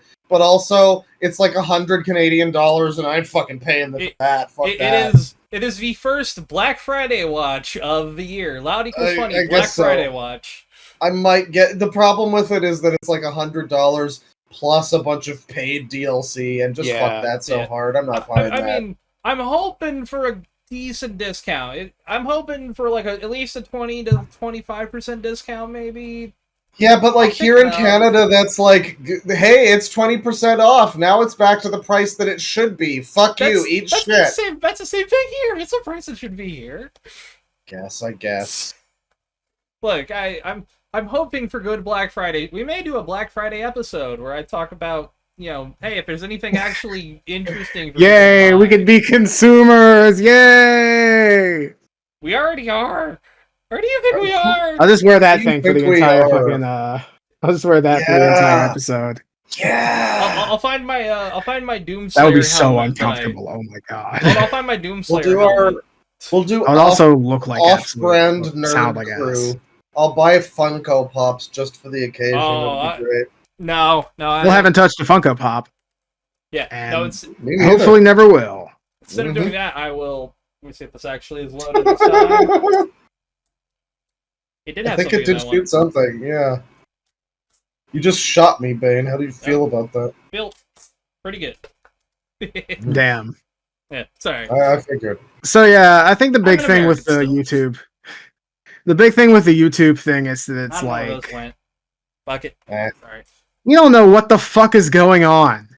Yeah. So many people like make a living out of this shit. Yeah, like, imagine if your boss just didn't tell you what was up. It'd be crazy. Yeah, I've seen people complaining like, oh man, I don't want YouTubers complain about their job, and it's just like, okay, but that's the only way that YouTube ever responds to anything. There's no other way to communicate with them. YouTubers just have to be like, this is bullshit until someone fixes something. Yeah, and that doesn't happen often, but occasionally it has, so the precedent has been set. Yeah, well, back then in the day, you used to get like, you know, after like a few, like I think it's 100,000 used to, you'd get like somebody as a support person. You could actually a manager or something. Yeah, I've never had that. That's never happened for me. And then anymore. But then, if like in the replies to the fucking person complaining, someone says at YouTube, "Hey, I'm having trouble fucking subscribing to YouTube Premium. Can you help me?" The YouTube bot's right fucking on that. Yeah. Look, YouTube is one of those things that I still think Premium is kind of worth paying for. Somebody who actually watches a lot of YouTube on their phone and TV and shit. But it is getting to the point where YouTube is pissing me off more than fucking HBO Max is, which is saying something. Oh my god, okay. I wouldn't even go that far. Before we end the episode, we have news about a new Neil film that's going to be happening. I'm so excited. Oh my god. I really hope it's not him lazily standing in front of a green screen the whole shit time like that last one. I'm hoping nobody has introduced Eyes Neil on Breen Breen to AI. That's the thing I'm horrified by, the concept of introducing Neil Breen to AI. I mean, it's gonna happen. He's the exact type to think that it's like a cool innovation for his epic movies. No, here's the thing. I think he is still one of the... Like, Uwe Boll, by the way, his last two movies were about AI. That's all I'm saying. They were about it, but he seemed to be anti-AI, so... I don't even know if he was. I don't know anything this guy stands for. I don't think he knows what he stands for. Well, let's be real. I like Neil Breen, but he is a crazy person at the end of the day. Yeah, much like, by the way, I'm going to get that out this week. I just had to like fix an issue on my end with the audio. The Uwe Boll episode should be out by Sunday, God willing. Fingers crossed. Hell yes. Actually, I think this episode. We're recording this on. We're recording this on Thursday, by the way, the 25th. Yeah, September 25th. Yes. Oh wait, Friday for 25th. Friday is 26th. It's the no, okay. All right. I got my days mixed up. You're high. Yeah, that's how it is. Yeah. All right. I could be higher. No. True. So yeah, Neil Breen says that he has just completed his new theatrical indie film. He has submitted it to various film festivals for consideration. Who out here going to Cannes for the new Neil Breen? I would. I that would actually get me to go South by Southwest. Austin sucks, and I'd actually go for Neil Breen. It's a mystery, drama, action genre film. That's like every one of his movies. Film as a producer, writer, director, actor, self-funds, no website, follow. So follow Neil Breen. Eyes on Breen. Eyes on Breen. Who is he? Where is he? President's Landing. Where is Neil Breen? Eyes on Breen. Who am I? Why am I? Look, it should just be a new genre called Breen. Mm-hmm. Yeah, Breen types. It's a Breen-like. Oh, God. Breen-Troidvania. Neil Breen needs to direct a video game. Give him the Telltale budget. I really, if I had millions, tried to unite Neil. This is my dream film project. It would be a unity of Neil Breen, Tommy Wiseau, and I forget who the third guy was. I've kind of forgot, but it was going to be 3 guys, and they were going to make a movie based on Empress Teresa. No shit post. Not as a joke. Fully serious attempt to adapt Empress Teresa. I would fund the whole thing. What you do is for my dream film. For a third director, who you get is the guy who directed both the Boondock Saints movies, but is like a colossal fuck up outside of that. Maybe. He's such a fuck up. I can't Troy Duffy. You get Troy Duffy up in You know what? No, you got to get like a really good director on it. Sure. Like a really good director. It's a Neil Breen. Yeah, it's a Neil Breen, Tommy Wiseau, Guillermo del Toro joint production. I think we could go more modern. The only thing the director has fucking sway over is shot composition. It must be read exactly as the script says. Yeah. It's like, look, you can teach their performance, like coaching performance-wise, but gotta read the words. Gotta read words on page. No on-set rewrites. $100 million. Look, we all need to start playing lottery now and try to win. By many lottery. Surely one of them's got to be a winner. Look, of course. That might be the only way we get that money easily without, like, having to blow like a billionaire. Which I'm willing to do depending on the amount of money. Okay, I'm willing to get our movie made. I assumed you blew men on the regular. No, I'm here to get this money made. Okay. Chop. Look, $100 million to get this made, it'd be worth taking a chubby. I mean, sure. Yes. All right, 60s Doctor Who. Tristan, how was it? Yeah, we want to talk about that. Or we just want to go to Garfield versus Heathcliff. I'm down for whichever.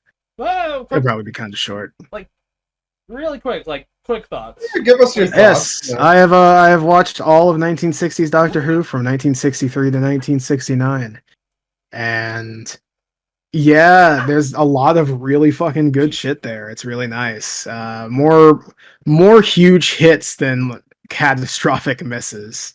You've been kind of live blogging your experience, and there's been a few where you're like, boy, this one's boring. Yeah, mostly sadly, you seem to be on board with a lot of it. The end of the Second Doctor era is like super hit and miss. It's crazy. Because you have the Mind Robber, which is fucking insane. And it comes after the Dominators, which is the most boring story fucking ever. Which one, sorry? The Dominators. The most boring thing I've ever seen. But, yeah, then you have the Mind Robber, which is like insane and then experimental, and then it becomes 2 old men playing Yu-Gi-Oh! Back and forth forever. Dudes rock. With public domain characters. So how much of Second Doctor is available to watch, either fully or like in a decent reproduction? Okay. So there are only 3 episodes that have not been officially 3 missing stories, I should say, that have not been fully animated by the BBC. At least all the missing episodes of those stories. There's the Highlanders, Jamie's introduction episode. It just has a telesnap reconstruction, and honestly, even still, it's a little bit boring. Yeah. And then there is The Wheel in Space, which is an interesting one because there is no official animation. However, on YouTube, there is an unofficial animation that's pretty good by TARDIS Time Girl, I think. Okay. And that animates all of the missing episodes, and it's pretty cool looking. And then there's The Space Pirates, which is entirely, well, aside from this, I think the 2nd episode missing. And oh my god, it's boring. Skip it. Fuck. Like maybe there's stay missing. I got the impression that most of the second Doctor was missing. That's good to know that it's just a bit of it, really. It is, but there've been a lot of animations to fill the gaps. Okay, well that's good. I've only seen the second Doctor via, I think, was he in both the 3 Doctors and the 5 Doctors, right? Yes. And he was like my favorite part of both of them, so I have been pretty compelled to watch some more of his stuff. Let me pull up a list of second Doctor bangers for you. These are the ones that I really liked. Okay. Maybe pop that list in one of the chats too. So. Oh, I was just okay. Yeah, I'll just like link you to my fucking page thing. Okay. But, sort this by release date. Oh. All right. So starting from Power of the Daleks, that's a good one. I already know that. I have to find it in the list. Power of the Daleks, banger. It's on YouTube. I don't think it's on YouTube in Canada though. I'm not sure. But if you have a VPN, just switch it to US. Yeah, it's fine. The Underwater Menace I really like because it's stupid and goofy, but also it's not really that great. The Moon-based bangs, the Macra Terror bangs, the Evil of the Daleks bangs. Tomb of the Cybermen's pretty good. Okay. The Enemy of the World is pretty good. The Web of Fear is pretty good. It didn't quite catch me, but I recognize that there's a lot of good stuff there. Okay. Fury from the Deep fucks. The Wheel in Space is all right, but you can get most of it for free on YouTube, so that's cool. Oh yeah. The Mind Robber is fucking peak, along with Macra Terror, by the way. Macra Terror is also peak. The Invasion's pretty good, and the War Games is 10 parts, and it feels like an hour and a half, maybe 2 hours. Oh, it's 4. It's like I've watched it before, and I at this point I was like, oh man, I really don't like a lot of these kind of like really long stories. I might hate the War Games on a rewatch. It turns out no, it's still really fucking good. Okay. Hell yeah. I'm definitely gonna have to watch some more of the black and white era. I kind of mostly when I did 60s when I did like early Doctor Who, I started with John Pertwee because I was like a baby and didn't want to watch black and white TV basically. Yeah. But, it does take a bit of getting used for that. Yeah. Plus, a lot of the animations are in color. Like the Macra Terror is in full color. Enemy of the Evil of the Daleks is in full color. Okay. I mean, the Abominable Snowman is in full color, but the Abominable Snowman kind of sucks. But yeah, there are a lot of. Like it would be an amazing episode, to be fair. That's the thing. It is a strangely influential one. Oh. Because it technically introduces a recurring enemy that comes back in the new series. Okay. Oh shit. Alright. It's a shame they couldn't base all of that on a good story. Oh well. Yeah. But yeah, it's good. A lot of it is really good. Like a lot of the stuff that I just glanced over wasn't bad. It was just like, yeah, it's okay. All right. I'll have to check some of it out then. Thanks for being our canary in the coal mine. Yes, I will. I will soon start watching the Third Doctor era, and I can't wait. Honestly, very nice. Also, it's going to be a lot fucking more expedient. It's like 20 episodes now per season instead of 40. Yeah. Oh boy. All right.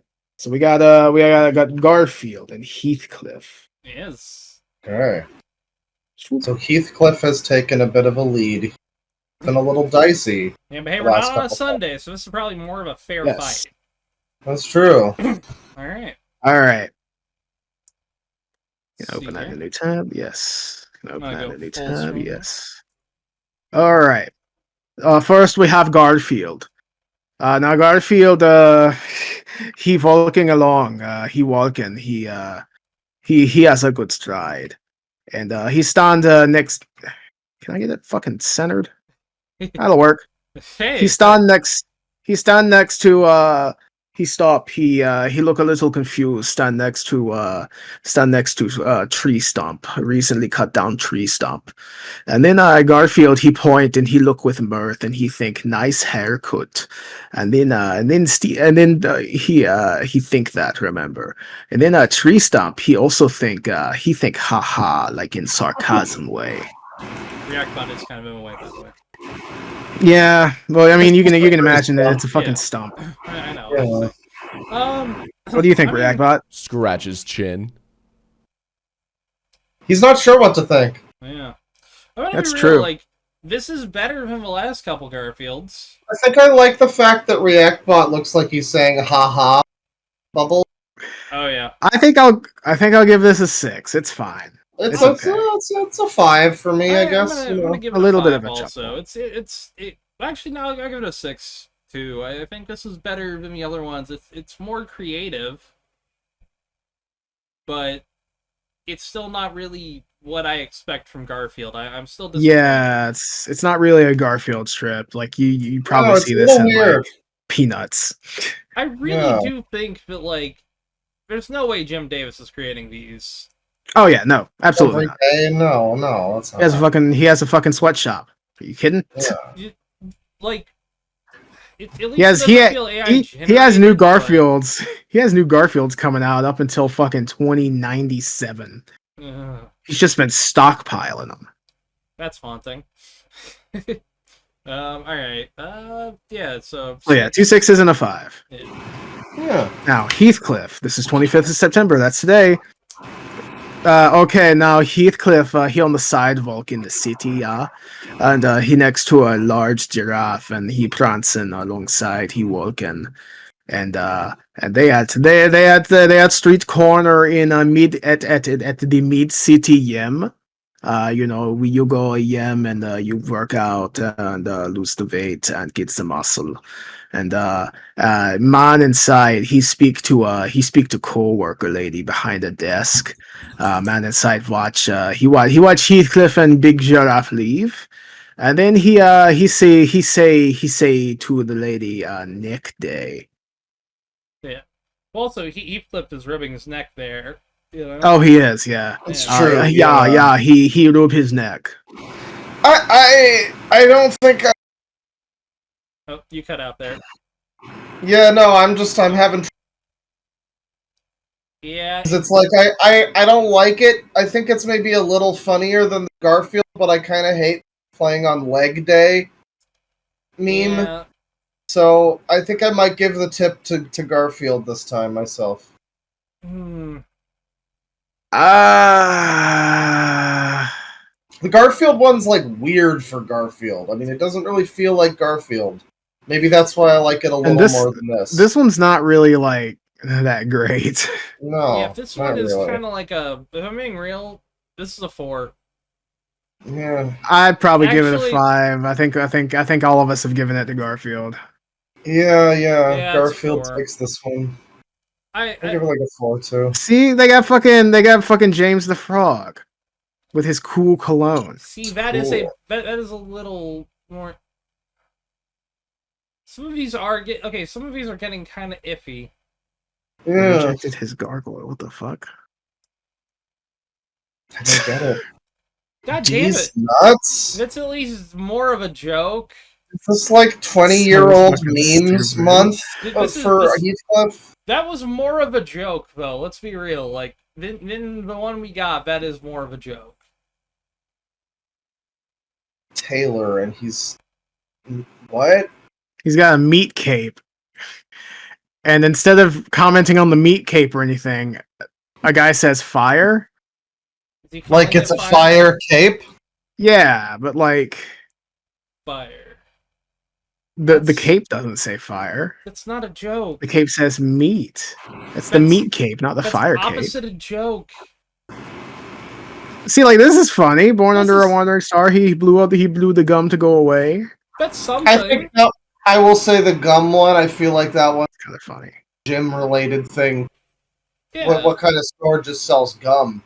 Should be like some kind of confusion. Like I thought this was a gym, but now I'm covered in bubble. I don't. Yeah. I mean, I think it's at least more unique than the others. Common with bros. Bros, I see. Okay. Yeah, but yeah, Garfield gets it this time. But Heathcliff is usually a bit funnier than this. We're 2-2 now. I mean, this is exciting.